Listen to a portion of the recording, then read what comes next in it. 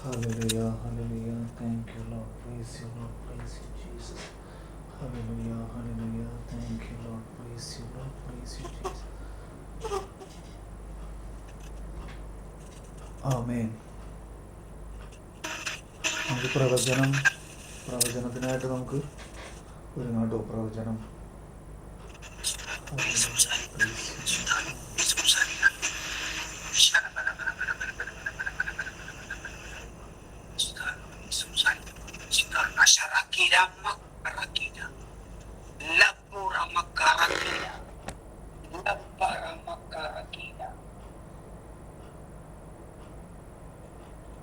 എന്റെ വാത്സല്യ വാചനങ്ങൾ, എന്റെ കൃപാവരത്തിനായി നിങ്ങൾ ദാഹിക്കുക.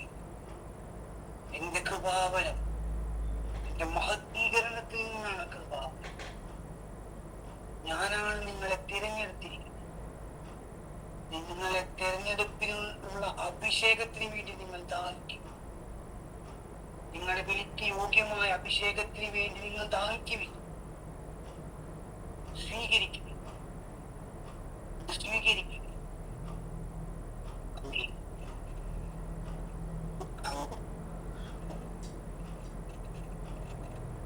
പ്രവചനത്തിന്റെ പൂർത്തീകരണമായിട്ട് വലത് കയ്യിൽ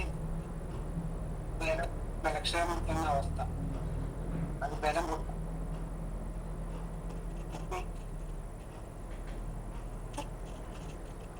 Hallelujah. Praise you, Lord. Thank you, Lord. Praise you, Jesus. Hallelujah. Thank you, Lord. Praise you, Lord. Praise you, Jesus. Hallelujah. Thank you, Lord. Praise you, Lord. Praise you, Jesus. Hallelujah. Hallelujah. Hallelujah. Hallelujah. Hallelujah.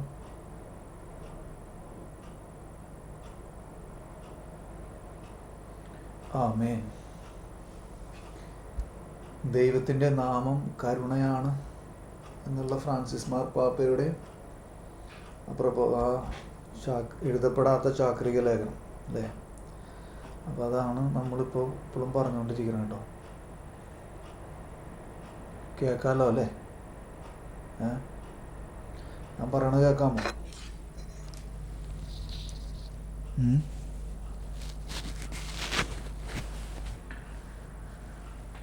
അപ്പോൾ കഴിഞ്ഞ പ്രാവശ്യം എവിടം വരെയാണ് പറഞ്ഞു നിർത്തിയത് നിങ്ങൾക്ക് ഓർമ്മയുണ്ടോ?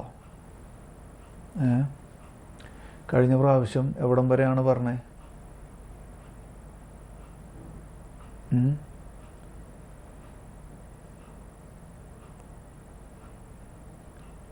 ഓർമ്മയുണ്ടോ? അപ്പം അപ്പം അതിൻ്റെ അടിയിലേക്കുള്ള ആ പാരഗ്രാഫ് മുതൽ ഞാൻ വായിക്കാൻ പോകണേ ഇനി കേട്ടോ.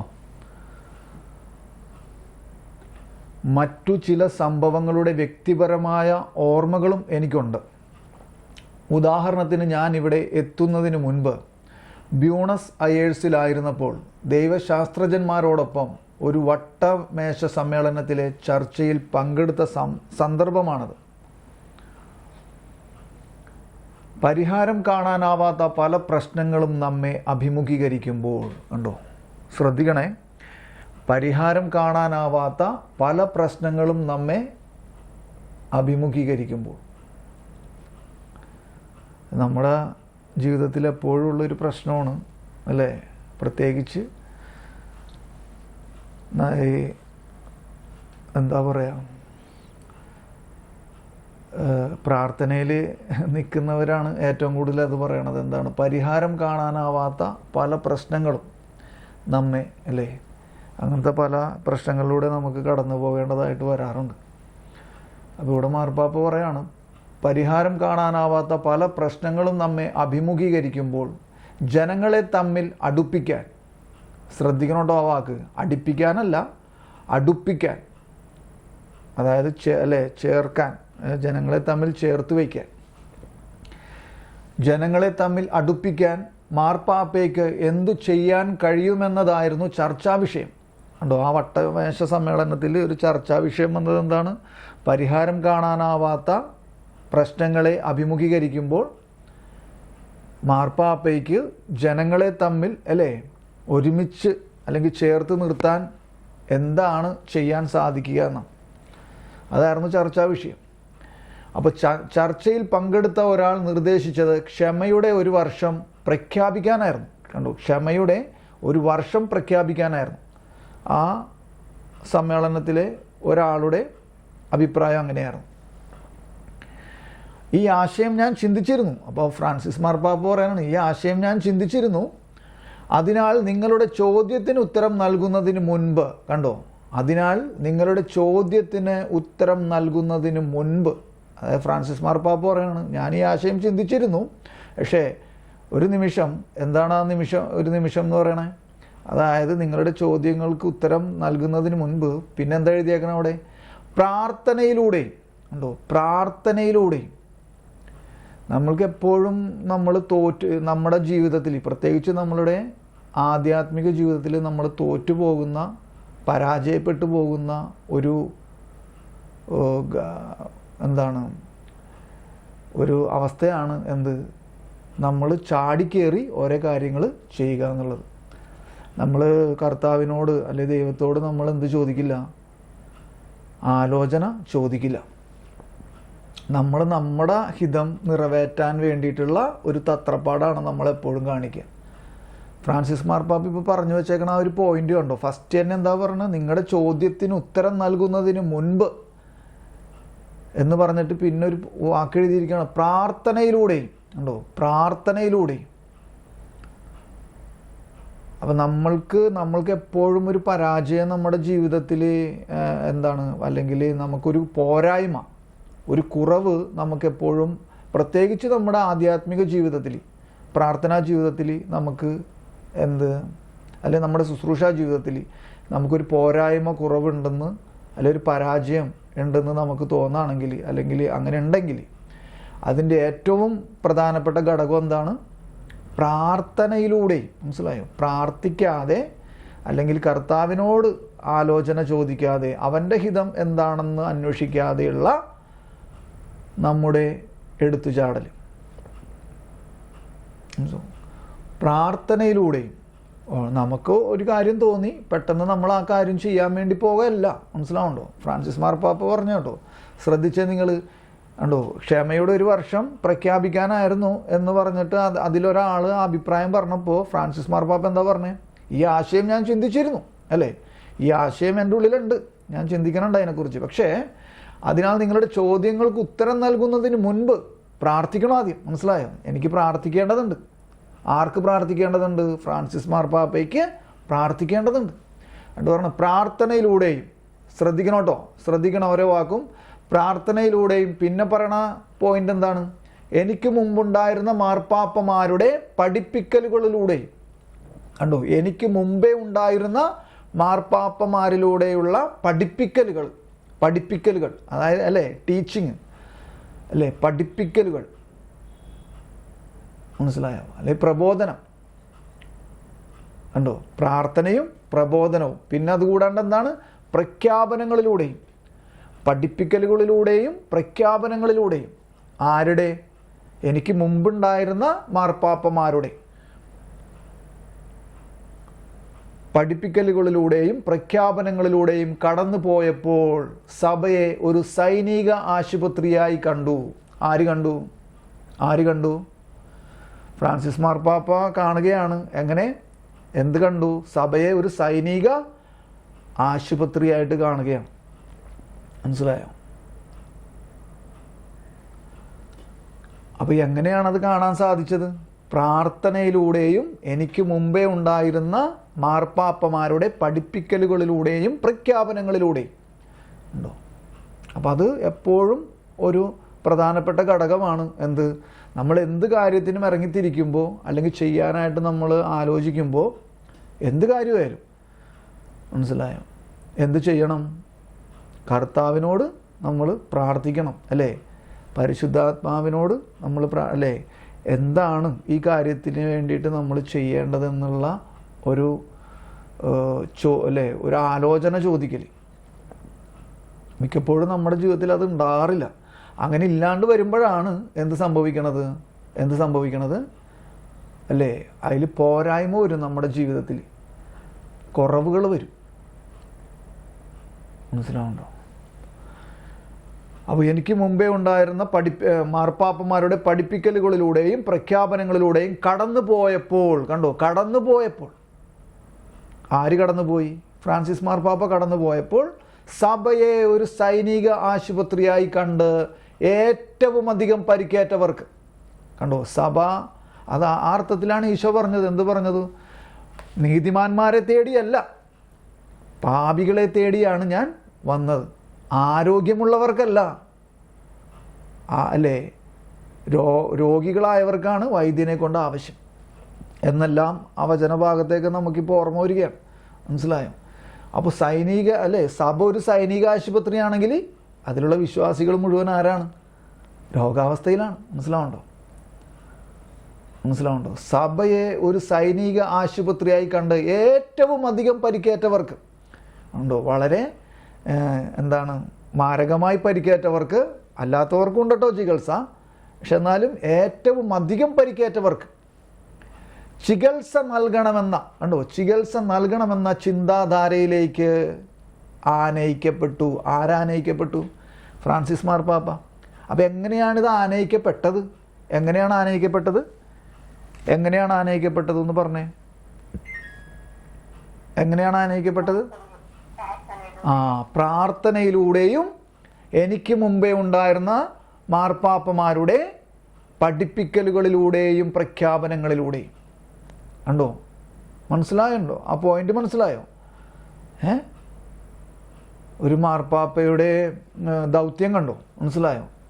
ഒരു ചോദ്യം കേട്ടതിന് ഉടനെ അങ്ങോട്ട് ചാടിക്കേറി ഉത്തരം കൊടുക്കുകയല്ല, റിപ്ലൈ കൊടുക്കുകയല്ല. അപ്പോൾ അതിന് പ്രാർത്ഥന ആവശ്യമുണ്ട്. പരിശുദ്ധാത്മാവ് എന്താണ് ഈ കാര്യത്തിനെ കുറിച്ച് നമുക്ക് പറഞ്ഞു തരാൻ ആഗ്രഹിക്കണേ എന്നുള്ള അല്ലേ, അതിനുവേണ്ടി നമ്മൾ വെയിറ്റ് ചെയ്യണം. നമ്മൾ കഴിഞ്ഞ ആഴ്ച പറഞ്ഞായിരുന്നു, എന്താണ്, ഒരു തീരുമാനമെടുക്കാൻ കാത്തിരിക്കാൻ, അല്ലേ, ഒരു തീരുമാനമെടുക്കാൻ കാത്തിരിക്കണം. വെയിറ്റിംഗ്. മനസ്സിലായേ? അപ്പോൾ വെയിറ്റ് ചെയ്യണത് നമ്മൾ എന്തിനാണ്? നമ്മുടെ സ്വന്തമല്ലാത്തതും നമ്മുടെ കയ്യിലില്ലാത്തതുമായ കാര്യത്തിന് വേണ്ടിയിട്ടായിരിക്കുമല്ലോ നമ്മൾ എന്ത് ചെയ്യുന്നത്? വെയിറ്റ് ചെയ്യുന്നത്. അപ്പോൾ ആ തീരുമാനത്തിന് വേണ്ടി കാത്തിരിക്കാനും എന്ന് പറയുമ്പോൾ ആ തീരുമാനം ആരുടേതാ? തീരുമാനം ദൈവത്തിൻ്റേതാണ്, നമ്മുടേതല്ല. അപ്പം ഈ അർത്ഥത്തിലാണ് അതിനെ മനസ്സിലാക്കേണ്ടത്. മനസ്സിലായോ? അപ്പോൾ ആ ചിന്താധാരയിലേക്ക് ഞാൻ ആനയിക്കപ്പെട്ടു. സഭയൊരു സൈനിക ആശുപത്രിയായി കണ്ട് ഏറ്റവും അധികം, അതായത് ഏറ്റവും കൂടുതൽ മുറിവേറ്റവരെ ചികിത്സിക്കണം. അപ്പം അതിനെന്തുണ്ടാവണം? ഒരാശുപത്രി ഉണ്ടാവണം. രോഗികളെ ചികിത്സിക്കണമെങ്കിൽ എന്ത് വേണം? ഒരാശുപത്രി ഉണ്ടാവണം. അപ്പം അതിന്, അല്ലേ, സഭ തന്നെ ഒരു ആശുപത്രിയായിട്ട് മാറുകയാണ് അവിടെ. അത് ഒന്ന് ആലോചിച്ച് നോക്കിയേ. സഭ തന്നെ ഒരാശുപത്രിയായിട്ട് മാറും. സഭയൊരു സൈനിക ആശുപത്രിയായി കണ്ട് ഏറ്റവും അധികം പരിക്കേറ്റവർക്ക് ചികിത്സ നൽകണമെന്ന ചിന്താധാരയിലേക്ക് ഞാൻ ആനയിക്കപ്പെട്ടു. മനസ്സിലായി? സാമീപ്യം കൊണ്ടും അടുപ്പം കൊണ്ടും. പിന്നെയും 2 പോയിന്റ് പറയണം കേട്ടോ, 2 കാര്യങ്ങൾ പറയണം. എന്താണ്? സാമീപ്യം കൊണ്ടും അടുപ്പം കൊണ്ടും. കണ്ടോ? മുറിവേറ്റവരെ സാമീപ്യം കൊണ്ടും അടുപ്പം കൊണ്ടും, അല്ലെങ്കിൽ ചികിത്സിക്കേണ്ടവരെന്ത് ചെയ്യണം? സാമീപ്യം കൊണ്ടും അടുപ്പം കൊണ്ടും. അപ്പോൾ പരിഹാരം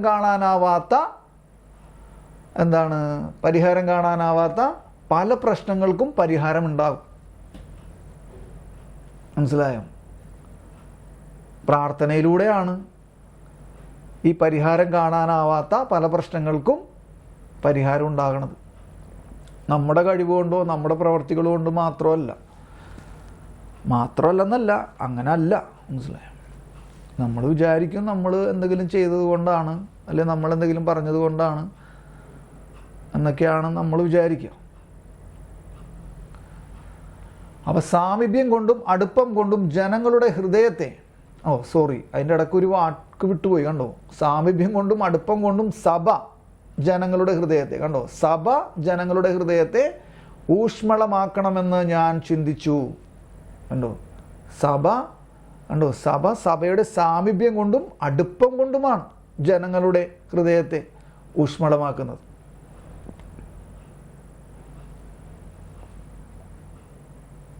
അതത്രയും മനസ്സിലായല്ലോ, അല്ലേ? ഇനി അടുത്ത ചോദ്യത്തിലേക്ക് പോവാണ് കേട്ടോ. ഫ്രാൻസിസ് മാർപ്പാപ്പയോട് അടുത്ത ചോദ്യം ചോദിക്കുകയാണ്, കരുണ എന്നാൽ അങ്ങേക്ക് എന്താണെന്ന്. കരുണ എന്നാൽ അങ്ങേക്ക് എന്താണ്? ഇത് നമ്മൾ എപ്പോഴെങ്കിലും നമ്മളോട് തന്നെ ചോദിച്ചിട്ടുണ്ടോ കരുണ എന്താണെന്ന്? നമുക്ക് എങ്ങനെയാണ് കരുണ, അല്ലെങ്കിൽ കരുണ എന്നാൽ അങ്ങേക്ക് എന്താണ്? അതായത് ഫ്രാൻസിസ് മാർപ്പാപ്പയോട് ചോദിക്കുകയാണ്, കരുണ എന്നാൽ അങ്ങേക്ക് എന്താണ്? മനസ്സിലായോ? അപ്പോൾ ഫ്രാൻസിസ് മാർപ്പാപ്പ മറുപടി കൊടുക്കുകയാണ്, പദശാസ്ത്രപരമായി കരുണ എന്നത് മിസ്കോർഡിസിൽ നിന്ന് ഉരുത്തിരിഞ്ഞതാണ്, അല്ലെങ്കിൽ അല്ലേ രൂപം പ്രാപിച്ചതാണ്. ആ വാക്കിൽ നിന്നാണ് കരുണ എന്ന വാക്ക് രൂപം പ്രാപിച്ചത്. അതിനർത്ഥം ഒരുവൻ്റെ ഹൃദയം നികൃഷ്ടതയിലേക്ക്, അതായത് ഹീനമായ അവസ്ഥയിലേക്ക് തുറക്കുന്നുവെന്നാണ്. ഉടൻ തന്നെ നാം കർത്താവിൻ്റെ പക്കലേക്ക് പോകുന്നു. കരുണയാണ് ദൈവത്തിൻ്റെ മനോഭാവം. അത് ദൈവം തന്നെ സ്വയം നൽകുന്ന അനുഭവമാണ്. കണ്ടോ, കരുണയാണ് ദൈവത്തിൻ്റെ മനോഭാവം. അത് ദൈവം തന്നെ സ്വയം നൽകുന്ന അനുഭവമാണ്. അതാണ് വിശുദ്ധ കുർബാന എന്ന കൂദാശയിൽ സംഭവിക്കുന്നത്. ദൈവം തന്നെ നൽകുന്നു. ആ അനുഭവമാണ് നാം എപ്പോഴും വിശുദ്ധ കുർബാന എന്ന കൂദാശയിലൂടെ നമ്മൾ സ്വീകരിക്കുന്നത്. എന്തനുഭവം? ദൈവം ദൈവത്തെ തന്നെ നമുക്കായി നൽകുന്നു. അനുഭവമാണ് അത്. ദൈവം തന്നെ സ്വയം നൽകുന്ന, കണ്ടോ, സ്വയം നൽകുന്ന. അതാണ് ഇപ്പോൾ ആ സ്വയം നൽകുന്ന, സ്വയം എന്ന് പറഞ്ഞ വാക്ക് പറഞ്ഞപ്പോഴേ ലത്തീൻ ആരാധനക്രമത്തിൽ എന്താണ് കൂദാശ അല്ലേ, ആ സ്തോത്രയാഗ പ്രാർത്ഥനയിലേക്ക് കടക്കണ സമയത്ത് എന്താണ്, അവൻ ഒറ്റിക്കൊടുക്കപ്പെട്ട രാത്രിയിൽ മനസാലെ, കണ്ടോ, ആ ഒറ്റ വാക്കാണ്. എന്താണ്? അവൻ ഒറ്റിക്കൊടുക്കപ്പെട്ട രാത്രിയിൽ മനസാലെ പീഡകൾ സഹിച്ചപ്പോൾ. മനസാലെ ആരുടെയെങ്കിലും നിർബന്ധത്തിന് വഴങ്ങിയാണോ? അല്ലെങ്കിൽ പിതാവിൻ്റെ നിർബന്ധത്തിന് വഴങ്ങിയാണോ? മനസ്സിലായ? മറ്റെന്തെങ്കിലും നിർബന്ധം അല്ലെങ്കിൽ എന്തെങ്കിലും ഒരു ഫോഴ്സ് ഉണ്ടായത് കൊണ്ടിട്ടാണോ? മനസാലെ. അതാണ് അത് ദൈവം തന്നെ സ്വയം നൽകുന്ന അനുഭവമാണ്. നമ്മെ സ്വീകരിക്കുന്നു, ക്ഷമിക്കാനായി തന്നെ വിനീതനാക്കുന്നു. യേശു പറഞ്ഞു, നീതിമാന്മാരെയല്ല പാപികളെ തേടിയാണ് അവിടുന്ന് വന്നതെന്ന്. വൈദ്യനെ ആവശ്യമില്ലാത്ത ആരോഗ്യമുള്ളവർക്ക് വേണ്ടിയല്ല അവിടുന്ന് വന്നത്, പിന്നെയോ എന്നാൽ രോഗികൾക്ക് വേണ്ടിയാണ്. എന്നെ സംബന്ധിച്ചിടത്തോളം, അതായത് ഫ്രാൻസിസ് മാർപ്പാപ്പയെ സംബന്ധിച്ചിടത്തോളം, ഇതാണ് ദൈവത്തിൻ്റെ തനിമയാർന്ന, അതായത് യാഥാർത്ഥ്യമാർന്ന വ്യക്തിത്വം. അതായത് ചോദ്യം എന്തായിരുന്നു? കരുണ എന്നാൽ അങ്ങേക്ക് എന്താണ് എന്നാണല്ലോ ചോദ്യം. അപ്പോൾ കരുണ എന്നാൽ എനിക്ക് ഇതാണ് എന്ന് പറയാം. എന്നെ സംബന്ധിച്ചിടത്തോളം ഇതാണ് ദൈവത്തിൻ്റെ തനിമയാർന്ന വ്യക്തിത്വം. കരുണയുടെ ദൈവമാണ് അവിടുന്ന്. കരുണയുടെ ദൈവമാണ് അവിടുന്ന്. കരുണയുള്ള ദൈവമാണ് അവിടുന്ന്, അല്ലേ? കരുണയുടെ ദൈവമാണ് അവിടുന്ന്. കരുണയുള്ള ദൈവമാണ് അവിടുന്ന്. എസെക്കിയേൽ പ്രവാചകന്റെ ഗ്രന്ഥത്തിലെ 16-ാം അധ്യായത്തിലെ ജെറുസലേമിൻ്റെ കഥ എന്നെ എപ്പോഴും ആകർഷിക്കാറുണ്ട്. ഈ കഥ ജെറുസലേമിനെ ഒരു കൊച്ചു പെൺകുട്ടിയുമായി സാദൃശ്യപ്പെടുത്തുന്നു. പൊക്കിൾ കൊടി മുറിച്ചിട്ടില്ലാത്ത അവൾ ചോര പുരണ്ട നിലയിൽ ഉപേക്ഷിക്കപ്പെടുന്നു. രക്തം വാർന്നൊലിക്കുന്ന അവളെ ദൈവം കണ്ടെത്തുന്നു. ദൈവം അവളുടെ രക്തം കഴുകിക്കളഞ്ഞ് അവളെ അഭിഷേകം ചെയ്തു, പുതുവസ്ത്രങ്ങൾ അണിയിച്ചു. അവൾ വളർന്നു വലുതായപ്പോൾ അവളെ പട്ടുവസ്ത്രങ്ങളും ആഭരണങ്ങളും കൊണ്ട് അലങ്കരിച്ചു. പക്ഷേ സ്വന്തം സൗന്ദര്യത്താൽ ആകൃഷ്ടയായ അവൾ വേശ്യയായി തീർന്നു. പണത്തിനു വേണ്ടിയല്ല, അവൾ കാമുകന്മാർക്ക് സ്വയം പ്രതിഫലം നൽകി. എന്നിരുന്നാലും ദൈവം തൻ്റെ ഉടമ്പടി ഒരിക്കലും മറക്കില്ല. ദൈവം അവളെ അവളുടെ സഹോദരിമാർക്ക് മുകളിൽ വയ്ക്കും. അങ്ങനെ ജെറുസലേം ഓർമ്മിക്കുകയും ലജ്ജിക്കുകയും ചെയ്യും. എസെക്കിയേൽ 16-ാം അധ്യായം 63-ാമത്തെ വചനത്തിലാണ് ഇതുമായിട്ട് ബന്ധപ്പെട്ട് അവിടെ ഈ കാര്യത്തേക്കെല്ലാം പരാമർശിച്ചിരിക്കുന്നത്. ഭാവചനത്തെ അല്ലെങ്കിൽ ആ അധ്യായത്തെ ഫ്രാൻസിസ് മാർപ്പാപ്പ കോട്ടിയാണ്. ലജ്ജിക്കുകയും ചെയ്യും. അവൾ ചെയ്തത് അല്ലേ, അങ്ങനെ ജെറുസലേം ഓർമ്മിക്കുകയും ലജ്ജിക്കുകയും ചെയ്യും. എപ്പോൾ അവൾ ചെയ്തത് ക്ഷമിക്കപ്പെടുമ്പോൾ. ഉണ്ടോ? അപ്പം ഇവിടെ മനസ്സിലാക്കേണ്ട ഒരു കാര്യം, ഈ വേശ്യ ആയി തീർന്നു എന്നാണ് പറഞ്ഞത്. അപ്പോൾ ജെറുസലേമിന് ഒരു വേശ്യയായിട്ട് കർത്താവ് തന്നെ എന്ത് ചെയ്യുന്നു അല്ലേ, ഒരു പെൺകുട്ടിയുമായിട്ട് അല്ലേ ഉപമിക്കുകയാണ് ജെറുസലേമിന്. ഇതേപോലെ തന്നെ നമുക്ക് കാണാം പുതിയ നിയമത്തിൽ സുവിശേഷ ഭാഗത്തിൽ, യോഹന്നാൻ്റെ സുവിശേഷത്തിൽ 4-ാം അധ്യായം എന്താണെന്നറിയോ? എന്താണത്? സമരിയാക്കാരുടെ ഉപമയാണ് അല്ലേ. അപ്പോൾ ആ സമരിയാക്കാരുടെ ഉപമയിലും കർത്താവ് പറയുന്നുണ്ട്, എന്ത് പറയുന്നുണ്ട്? ഒരു പ്രധാനപ്പെട്ട ഒരു ഭാഗം അവിടെ വരുന്നത് എന്താണ്? സമരിയാക്കാരോട് ഈശോ പറയണത്, അതായത് 4-ാം അധ്യായം 16, 17, 18 വചനങ്ങളാണത്. അപ്പോൾ അവിടെ പറയുന്നത് എന്താണ്? നീ പോയി നിൻ്റെ ഭർത്താവിനെ വിളിച്ചുകൊണ്ട് വരാൻ പറഞ്ഞു. മനസ്സിലായോ? ഈശോ പറയാണ്, നീ പോയിട്ട് നിൻ്റെ ഭർത്താവിനെ വിളിച്ചുകൊണ്ട് വരാൻ. അപ്പോൾ ഞാനതൊന്ന് ഇവിടെ വായിക്കട്ടെ. അവൻ പറഞ്ഞു, നീ ചെന്ന് നിൻ്റെ ഭർത്താവിനെ വിളിച്ചുകൊണ്ട് വരിക. എനിക്ക് ഭർത്താവില്ല എന്ന് ആ സ്ത്രീ മറുപടി പറഞ്ഞു. യേശു അവളോട് പറഞ്ഞു, എനിക്ക് ഭർത്താവില്ല എന്ന് നീ പറഞ്ഞത് ശരിയാണ്. നിനക്ക് 5 ഭർത്താക്കന്മാരുണ്ടായിരുന്നു, ഇപ്പോഴുള്ളവൻ നിൻ്റെ ഭർത്താവല്ല. അപ്പം ഇവിടെയും നിങ്ങൾ എപ്പോഴെങ്കിലും ഇങ്ങനെ ചിന്തിച്ചിട്ടുണ്ടോ? ഞാൻ ഒരിടക്ക് അങ്ങനെ ചിന്തിച്ചിട്ടുണ്ട്. എന്തെന്ന്? ഈ സമരിയാക്കാരി ഒരു വേശ്യ അല്ലേ, ഒരു ചീത്ത ആറ്റിറ്റ്യൂഡുള്ള സ്ത്രീയാണെന്നുള്ളത് ഞാൻ ചിന്തിച്ചിരുന്നു. നിങ്ങൾക്ക് അങ്ങനെ തോന്നിയിട്ടുണ്ടോ? അല്ലേ, അവൾക്ക് 5 ഭർത്താക്കന്മാരുണ്ടായിരുന്നു, ഇപ്പോഴുള്ളവൻ അവളുടെ ഭർത്താവല്ല. അപ്പോൾ 6 പേരുടെ കൂടെ ഇവൾ ജീവിച്ചിരിക്കണു അല്ലേ. അപ്പോൾ അങ്ങനെയൊക്കെ ആണെങ്കിൽ ജീവിച്ചിട്ടുണ്ട് എന്നൊക്കെ പറയുമ്പോൾ അപ്പോൾ നമുക്ക് പെട്ടെന്നൊരു തെറ്റിദ്ധാരണ വരോ ഇല്ലയോ? മനസ്സിലായി? അപ്പോൾ എന്താണ് ഇവിടെ ഭർത്താക്കന്മാർ, ഇവിടെ വേശ്യ ആയിട്ടൊക്കെ മുദ്ര കുത്തപ്പെടുന്നത്? എന്താണ് ഈ പദത്തിനർത്ഥം?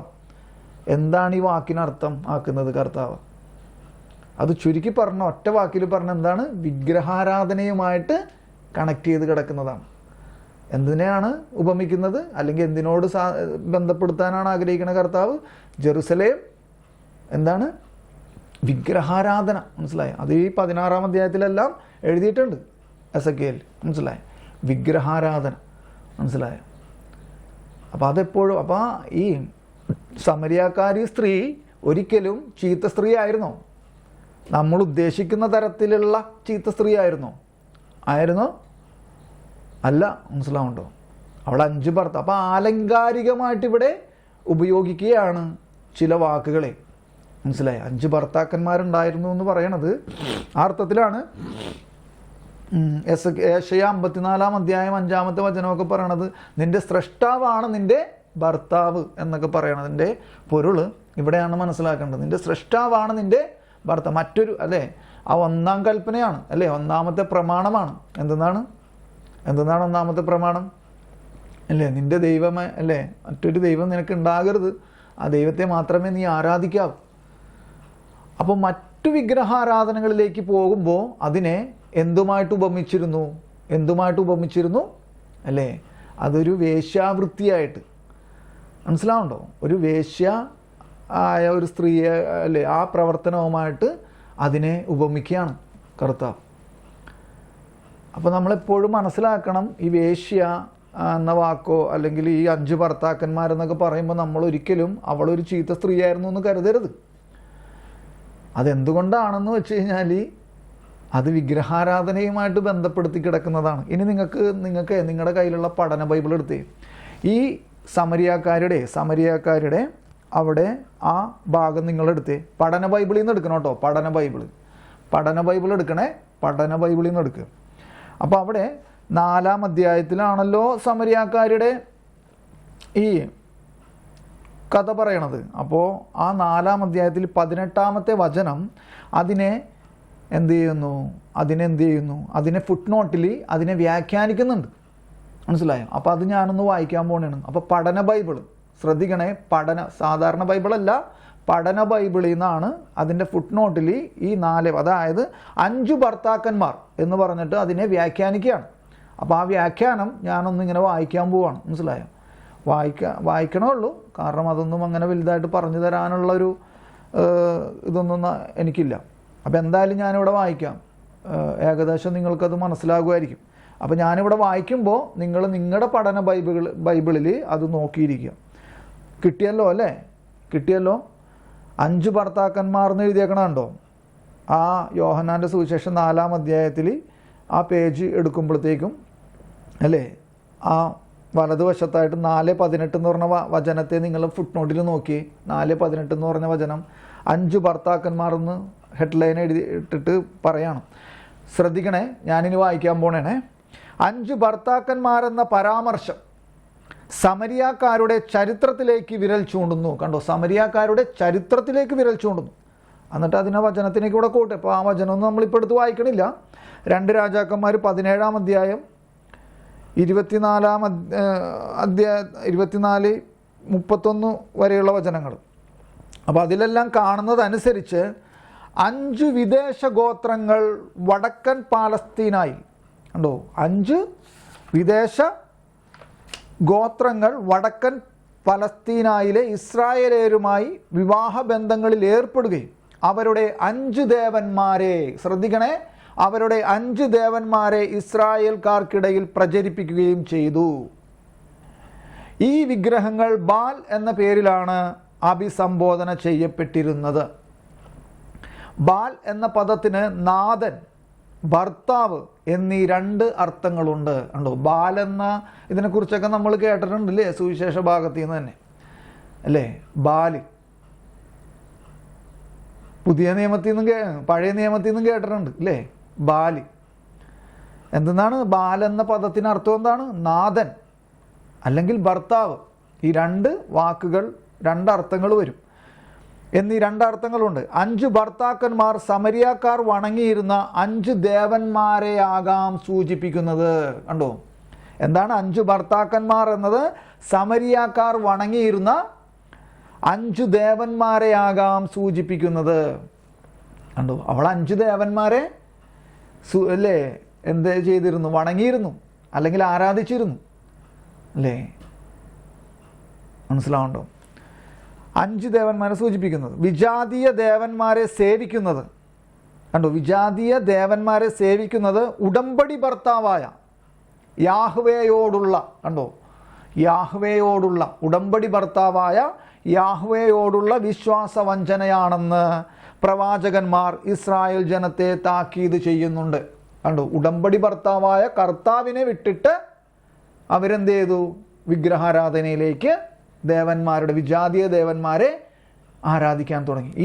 ഈ കാര്യത്തെയാണ് അത് വേശ്യാവൃത്തിയുമായിട്ട് കണക്ട് ചെയ്യണത് വിശുദ്ധ ഗ്രന്ഥം. മനസ്സിലാവുണ്ടോ? അല്ലാണ്ട് ആ സമരിയാക്കാരി ഒരു ചീത്ത സ്ത്രീ ആയതുകൊണ്ടല്ല എന്നുള്ളത് വളരെ വ്യക്തമാകാനാണ് ഇപ്പോൾ. മനസ്സിലാവുണ്ടോ? ഈ ഒറ്റ കോട്ട് പോരെ അല്ലേ, ഈ ഒരൊറ്റ ഇതുപോരെ ഈ പഠന ബൈബിളിൽ നിന്ന് നമുക്കിതിനെ മനസ്സിലാക്കാൻ വ്യക്തമായിട്ട്? വേറെ ഏതെങ്കിലും പ്രബോധനം വേണോ? മനസ്സിലാവുണ്ടോ? അതാണ് ഈ പഠന ബൈബിളിൻ്റെ ഒരു ഗുണം. താക്കീത്. എങ്കിലും ദൈവത്തിന് ഇസ്രായേൽ ജനത്തിൻ്റെ മേൽ കരുണയുണ്ടാകുമെന്നും, ശ്രദ്ധിക്കണേ, എങ്കിലും ദൈവത്തിന് ഇസ്രായേൽ ജനത്തിൻ്റെ മേൽ കരുണയുണ്ടാകുമെന്നും ഒരു പുതിയ ഉടമ്പടി വഴി, കണ്ടോ, ഒരു പുതിയ ഉടമ്പടി വഴി, ആ പുതിയ ഉടമ്പടിയൊക്കെ അല്ലേ, ആ പുതിയ ഉടമ്പടിയിലാണ് ഇപ്പോൾ നമ്മൾ. ആ ഒരു പുതിയ ഉടമ്പടി വഴി ദൈവം വീണ്ടും അവരുടെ ഉടമ്പടി ഭർത്താവായി ഭവിക്കുമെന്നുള്ള പ്രത്യാശ അവർ കാത്തു സൂക്ഷിച്ചിരുന്നു. കണ്ടോ, ഈ ഉടമ്പടി അല്ലേ, ആ അർത്ഥത്തിലാണ് കത്തോലിക്ക സഭയിൽ എന്തില്ല? വിവാഹം, മോചനം എന്നൊന്നില്ല കത്തോലിക്ക സഭയിൽ. എന്തുകൊണ്ടാണ്? ഭാര്യയും ഭർത്താവും വിവാഹമോചിതരായാലും അവിടെ ആരുണ്ട്? അതിൻ്റെ നടുക്ക് ആരുടെ കെയർ ഓഫാണ് അത്? ആരിലാണ് ആ ഉടമ്പടി സ്ഥാപിച്ചത്? ആരിലാണ്? കർത്താവ് ഈശോ മിശിഹായിലാണ് ആ ഉടമ്പടി സ്ഥാപിച്ചിരിക്കുന്നത്. അവൻ അവിടെ നിന്ന് മാറുന്നില്ല.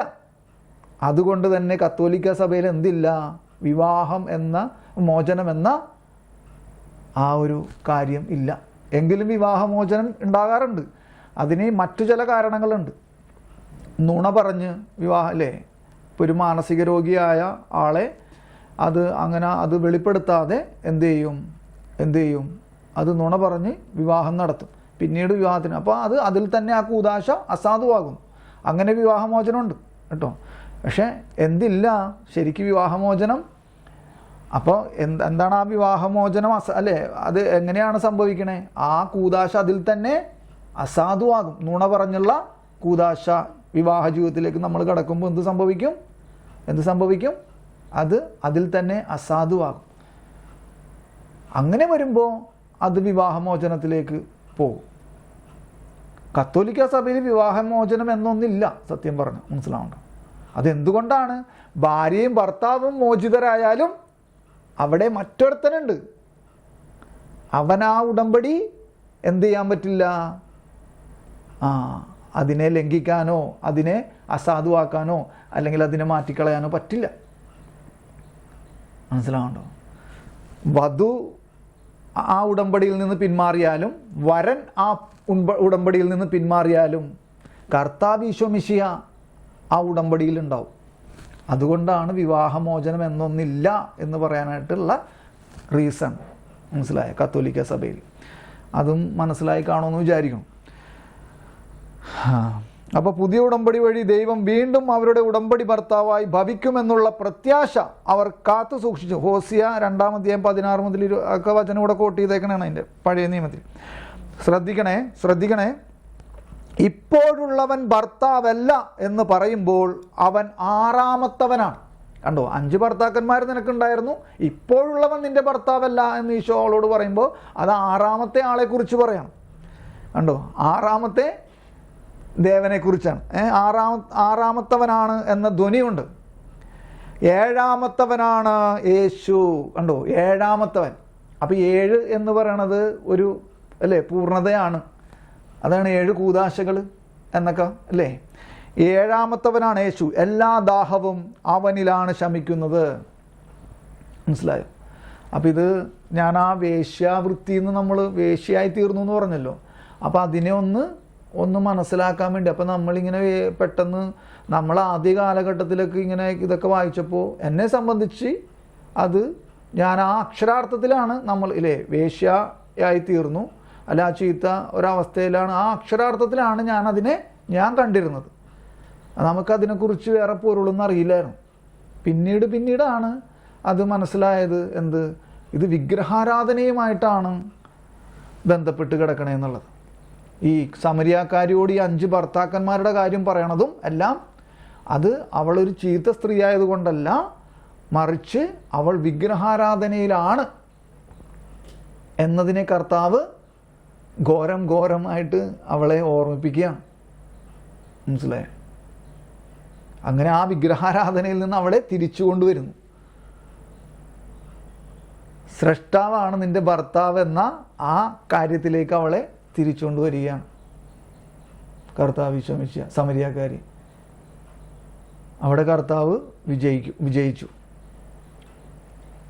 അപ്പോൾ അതാണ് ആ ഒറ്റ വാക്കിനൊന്ന് മനസ്സിലാക്കാൻ വേണ്ടിയിട്ട് ഞാനിത് ഇത്രയും പറഞ്ഞത്. എന്ത് വാക്കാണ്? ഞാനിത് അപ്പാ വാക്ക് പറയണില്ല ഇനി. നിങ്ങൾക്ക് മനസ്സിലായല്ലോ. ആ ഒരൊറ്റ വാക്കിനെ മനസ്സിലാക്കാൻ വേണ്ടിയിട്ടാണ് ഞാനിപ്പോൾ ഇത് പറഞ്ഞത്. അപ്പോൾ ഇത് കണ്ടോ, ഞാൻ ഒന്നും കൂടി വായിക്കട്ടെ. എസെക്കിയേൽ നമ്മൾ ഈ ദൈവത്തിൻ്റെ നാമം കരുണയാണെന്നുള്ള ആ ഇതിലോട്ട് തന്നെ ഉണ്ടോ. അപ്പോൾ എസെക്കിയേൽ പ്രവാചകൻ്റെ ഗ്രന്ഥത്തിലെ 16-ാം അധ്യായത്തിലെ ജെറുസലേമിൻ്റെ കഥ എന്നെ എപ്പോഴും ആകർഷിക്കാറുണ്ട്. ആരെ ആകർഷിക്കാറുണ്ടെന്നാണ് ഈ പറയണേ? ഫ്രാൻസിസ് മാർപ്പാപ്പയെ ആകർഷിക്കാറുണ്ടെന്ന്. ഈ കഥ ജെറുസലേമിനെ ഒരു കൊച്ചു പെൺകുട്ടിയുമായി സാദൃശ്യപ്പെടുത്തുന്നു. പൊക്കിൾ കൊടി മുറിച്ചിട്ടില്ലാത്ത അവൾ ചോര പുരണ്ട നിലയിൽ ഉപേക്ഷിക്കപ്പെടുന്നു. രക്തം വാർന്നൊലിക്കുന്ന അവളെ ദൈവം കണ്ടെത്തുന്നു. ദൈവം അവളുടെ രക്തം കഴുകിക്കളഞ്ഞ് അവളെ അഭിഷേകം ചെയ്തു. അപ്പം ഇതെല്ലാം ആലങ്കാരികമായിട്ടാണ് കേട്ടോ പറയണേ. ആലങ്കാരികമായ ഒരു ഭാഷ ഉപയോഗിക്കുകയാണ് ഇവിടെ. മനസ്സിലായോ? അവളെ അഭിഷേകം ചെയ്തു, പുതുവസ്ത്രങ്ങൾ അണിയിച്ചു. അവൾ വളർന്ന് വലുതായപ്പോൾ അവളെ പട്ടുവസ്ത്രങ്ങളും ആഭരണങ്ങളും കൊണ്ട് അലങ്കരിച്ചു. പക്ഷേ സ്വന്തം സൗന്ദര്യത്തിൽ മതിമറന്നു. സ്വയം ആകൃഷ്ടയായി അവൾ വേശ്യയായി തീർന്നു. പണത്തിന് വേണ്ടിയല്ല, അവൾ കാമുകന്മാർക്ക് സ്വയം പ്രതിഫലം നൽകി. അത് കഴിഞ്ഞിട്ട് പിന്നെ പറയാണ്, എന്നിരുന്നാലും ഇത്രയൊക്കെ ചെയ്തു ജെറുസലേം, പക്ഷെ എന്നിരുന്നാലും എന്തില്ല? കർത്താവ് ആ ഉടമ്പടിയിൽ നിന്ന് ഒരിക്കലും മാറില്ല. മനസ്സിലാവുണ്ടോ? എന്തുകൊണ്ടാണ്? കർത്താവ് വിശ്വസ്തനാണ്.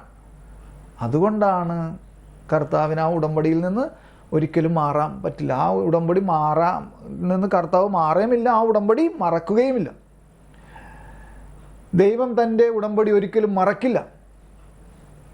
ദൈവം അവളെ അവളുടെ സഹോദരിമാർക്ക് മുകളിൽ വയ്ക്കും. അങ്ങനെ ജെറുസലേം ഓർമ്മിക്കുകയും ലജ്ജിക്കുകയും ചെയ്യും. കണ്ടോ അങ്ങനെ ജെറുസലേം ഓർമ്മിക്കുകയും ലജ്ജിക്കുകയും ചെയ്യും. എപ്പോഴാണ്? അവൾ ചെയ്തത് ക്ഷമിക്കപ്പെടുമ്പോൾ. കണ്ടോ, കർത്താവ് അപ്പോഴും ഇവള് അല്ലേ ജെറുസലേം ചെയ്ത കാര്യങ്ങളെല്ലാം, ജെറുസലേം നിവാസി അല്ലേ ചെയ്ത കാര്യങ്ങളെല്ലാം അത് എന്ത് ചെയ്യുന്നു? കർത്താവ് ക്ഷമിക്കുകയാണ്. അപ്പോൾ ജെറുസലേം എന്ത് ചെയ്യും? ലജ്ജിക്കുകയും അല്ലേ ഓർമ്മിക്കുകയും ചെയ്യും ക്ഷമിക്കപ്പെടുമ്പോൾ. അപ്പോൾ എസെക്കിയേൽ 16-ാം അധ്യായത്തെക്കുറിച്ചാണ് ഇവിടെ പറഞ്ഞിരിക്കണം കേട്ടോ. അപ്പോൾ അത് നിങ്ങൾ പിന്നീട് നോക്കിയാൽ മതി. 16:63. അപ്പോൾ ഞാനിപ്പോൾ അതൊന്നും എടുത്ത് വായിക്കണില്ല, നമ്മൾ അടിയിലേക്ക് പോവാണ്. ദൈവത്തിൻ്റെ നാമം കരുണയാണെന്ന് എൻ്റെ അടിയിലേക്ക് പോകണം. എന്നിട്ട് മാർപ്പാപ്പ പറയാണ്, എന്നെ സംബന്ധിച്ചിടത്തോളം ഇത് ഏറ്റവും പ്രധാനപ്പെട്ട വെളിപ്പെടുത്തലുകളിൽ ഒന്നാണ്. എന്ത്? ഈ 16-ാം അധ്യായം, ഈ എസെക്കിയേൽ 16-ാം അധ്യായം. ആരെ സംബന്ധിച്ചിടത്തോളം? ഫ്രാൻസിസ് മാർപ്പാപ്പയെ. അതായത് എന്നെ സംബന്ധിച്ചിടത്തോളം ഇത് ഏറ്റവും പ്രധാനപ്പെട്ട വെളിപ്പെടുത്തലുകളിൽ ഒന്നാണ്. എന്നിട്ട് പറയാണ്, നിങ്ങൾ തിരഞ്ഞെടുത്ത ജനമായി തുടരും. നിങ്ങൾ തിരഞ്ഞെടുത്ത ജനമായി തുടരും. ആര്? ഇത്രയൊക്കെ പ്രശ്നം ഉണ്ടാക്കിയിട്ടും കർത്താവ് പറയാണ്, നിങ്ങൾ തിരഞ്ഞെടുത്ത അല്ലേ, ഞാൻ തിരഞ്ഞെടുത്ത ജനമായി നിങ്ങൾ തുടരും. നിങ്ങളുടെ എല്ലാ പാപങ്ങളും ക്ഷമിക്കപ്പെടും. അതിനാൽ കരുണ ദൈവത്തിൻ്റെ വിശ്വസ്തതയുമായി ഗാഢമായി ബന്ധപ്പെട്ടിരിക്കുന്നു. കണ്ടോ, കർത്താവിൻ്റെ കരുണയെ വിശ്വസ്തതയുമായി ബന്ധപ്പെടുത്തുകയാണ് ഇവിടെ. കർത്താവിൻ്റെ കരുണയെ കർത്താവിൻ്റെ വിശ്വസ്തതയുമായി ബന്ധപ്പെടുത്തുന്നു. ഇപ്പോൾ മദർ തെരേസ പറഞ്ഞ ഒരു വാക്കിങ്ങനെ ഓർമ്മ വരികയാണ്. മദർ തെരേസ പറയാണ്, കർത്താവ് എന്നെ വിളിച്ചതേ വിജയിക്കാനല്ല. നമ്മളെപ്പോഴും ഇങ്ങനെ വിജയിക്കുക അല്ലേ, ജയിക്കുക എന്നുള്ള ഒരു നിലപാടുള്ള ആൾക്കാരാണ് അല്ലേ. അങ്ങനത്തെ ഒരു ശൈലി അല്ലേ. നമുക്ക് തോക്കുക എന്നുള്ളൊരു പരിപാടി നമുക്ക് ഇഷ്ടമല്ലല്ലോ അല്ലേ. നമുക്കെപ്പോഴും ജയിച്ചു നിൽക്കണം. ഫ്രാൻസിസ് മാർപ്പാപ്പ അത് തന്നെ പറഞ്ഞിട്ടുണ്ട്. പ്രഭാത പള്ളിപ്രസംഗം ആ ഇതിൽ പറഞ്ഞിട്ടുണ്ട്. എപ്പോഴും ജയിച്ചു നിൽക്കണമെന്ന നമ്മുടെ ആഗ്രഹം അത് ശരിയല്ലെന്നാണ് പറയുന്നത്. മനസ്സിലായേ? ക്രിസ്ത്യാനിനെ സംബന്ധിച്ച്, ക്രിസ്തുവിനെ അനുഗമിക്കുന്നവനെ സംബന്ധിച്ച് എപ്പോഴും ജയിച്ചു നിൽക്കുക എന്നത് അത് അതിൽ തന്നെ ഒരു കുറവുണ്ട്. അപ്പോൾ മദർ തെരേസ പറയാണ്, കർത്താവ് എന്നെ വിളിച്ചതേ ഞാൻ വിജയിക്കാനല്ല, മറിച്ച് എന്നെന്തിനായിരിക്കാം? ഞാൻ വിശ്വസ്തയായിരിക്കാനാണ്. എന്താണ്? ഞാൻ വിശ്വസ്തയായിരിക്കാനാണ്. മനസ്സിലായോ? അതാണ് വിശ്വസ്തതയ്ക്ക്. ആ വിശ്വസ്തത എന്ന് പറഞ്ഞ വാക്കിന് വലിയ വലിയ വലിയ അർത്ഥമുണ്ട്, വലിയ അർത്ഥം. മനസ്സിലായോ? അതൊന്നും നമ്മളെ സംബന്ധിച്ചൊന്നും നമുക്കും അത് പറയാനോ അതിനെ ഒന്നും യഥാർത്ഥമായി കണ്ടെത്താനോ പറ്റുമെന്ന് എനിക്ക് തോന്നണില്ല.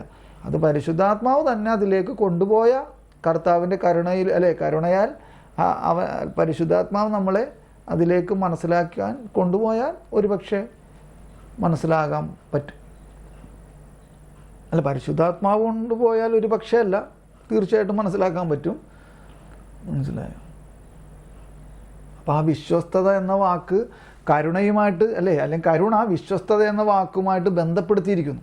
അപ്പോൾ അതിനു മുമ്പ് നമ്മൾ വായിച്ചതൊന്നും കൂടി, എന്നെ സംബന്ധിച്ചിടത്തോളം ഇത് ഏറ്റവും പ്രധാനപ്പെട്ട വെളിപ്പെടുത്തലുകളിൽ ഒന്നാണ്. ഫ്രാൻസിസ് മാർപ്പാപ്പ പറയാണ് അദ്ദേഹത്തിനെ സംബന്ധിച്ചിടത്തോളം, നിങ്ങൾ തിരഞ്ഞെടുത്ത ജനമായി തുടരും. നിങ്ങളുടെ എല്ലാ പാപങ്ങളും ക്ഷമിക്കപ്പെടും. അതിനാൽ കരുണ ദൈവത്തിൻ്റെ വിശ്വസ്തതയുമായി ഗാഢമായി ബന്ധപ്പെട്ടിരിക്കുന്നു. അപ്പം നിങ്ങൾ എൻ്റെ ജനമായി തുടരും എന്നെല്ലാം എസെക്കിയേലിലെ 36-ാം അധ്യായം, എസെക്കിയേൽ 36-ാം അധ്യായം എടുത്ത് നിങ്ങൾ, എസെക്കിയേൽ 36-ാം അധ്യായം,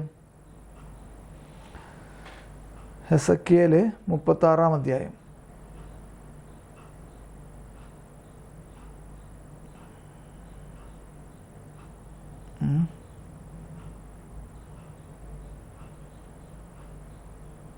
മുപ്പത്താറാം അധ്യായത്തിലെ 24 മുതലുള്ള വചനങ്ങൾ ഞാൻ വായിക്കട്ടെ. 24 മുതലുള്ള വചനങ്ങൾ,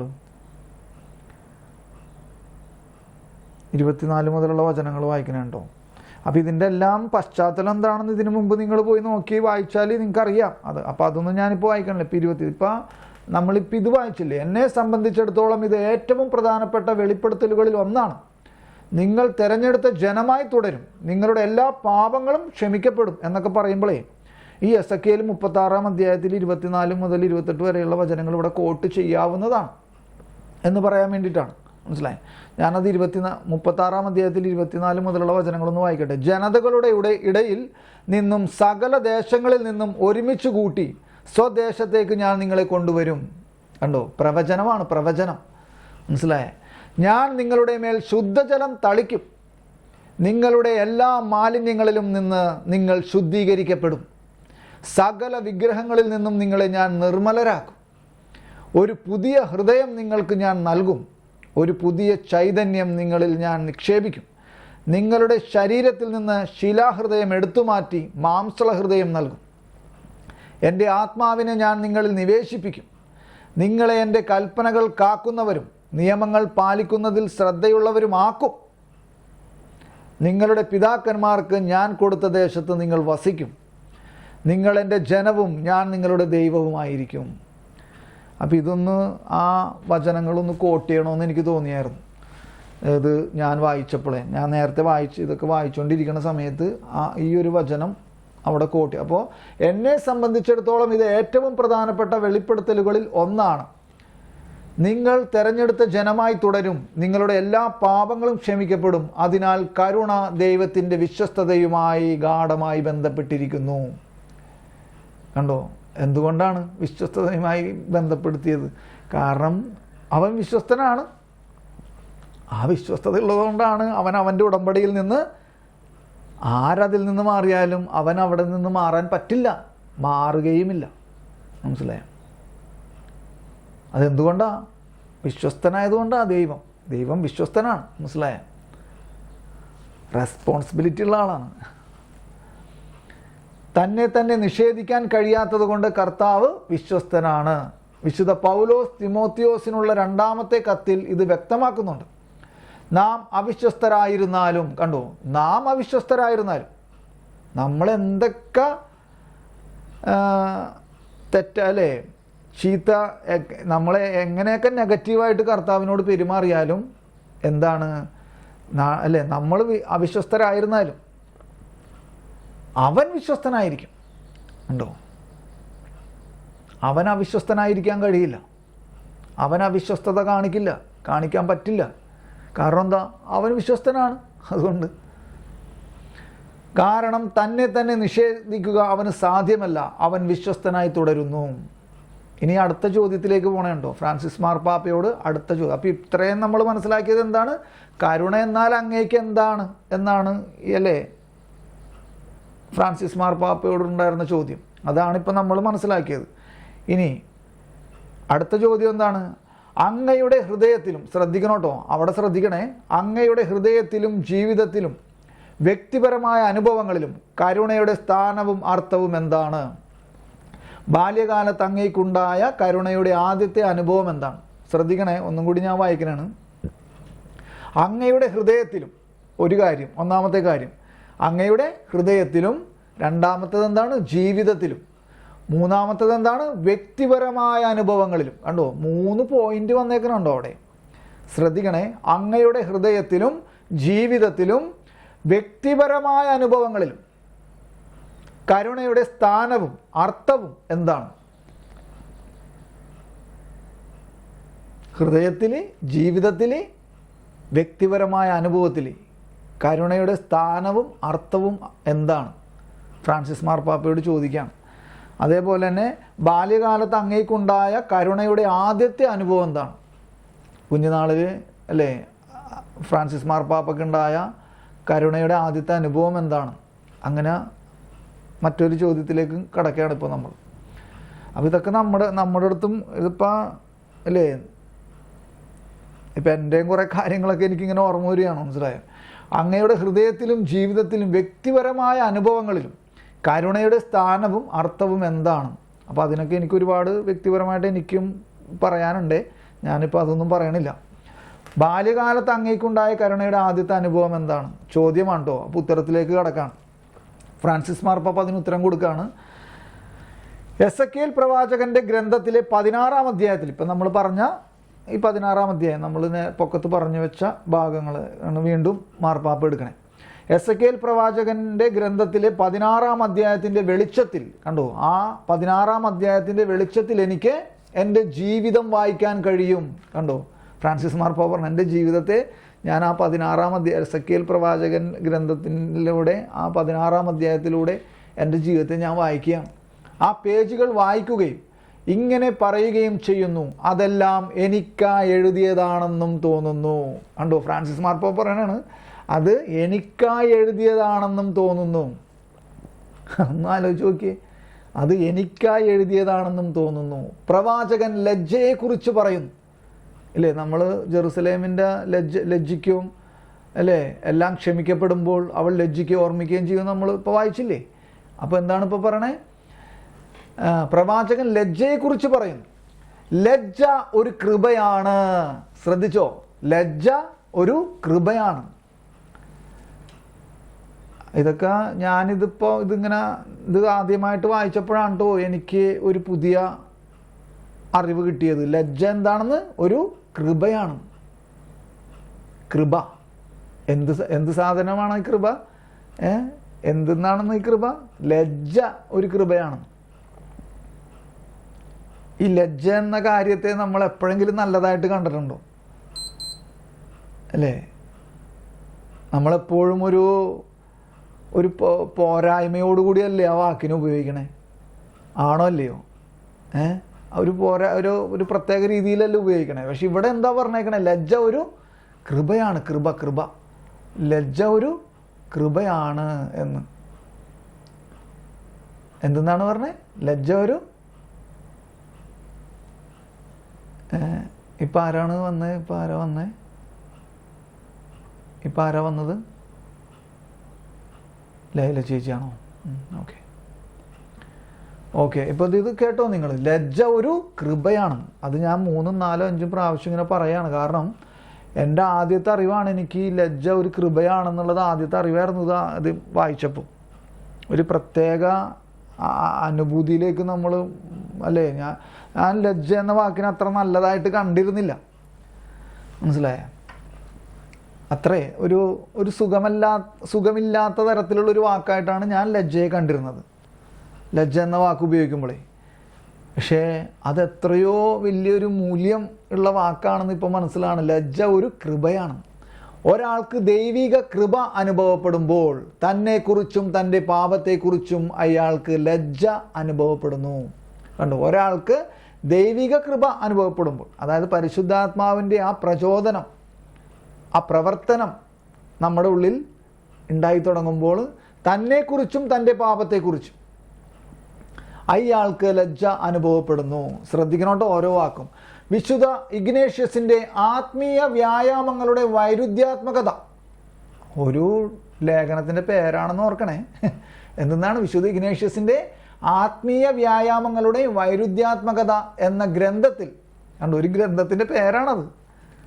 ഞാൻ ആദ്യമായിട്ടാണ് ഇങ്ങനൊരു പേരുള്ള ഗ്രന്ഥം അങ്ങനെ വിശുദ്ധ ഇഗ്നേഷ്യസിൻ്റെ ഉണ്ട് എന്നുള്ളത്. ഇതിലാണ് ഇങ്ങനെ വായിക്കണേ. ആ പുസ്തകം വായിച്ചിട്ടില്ല.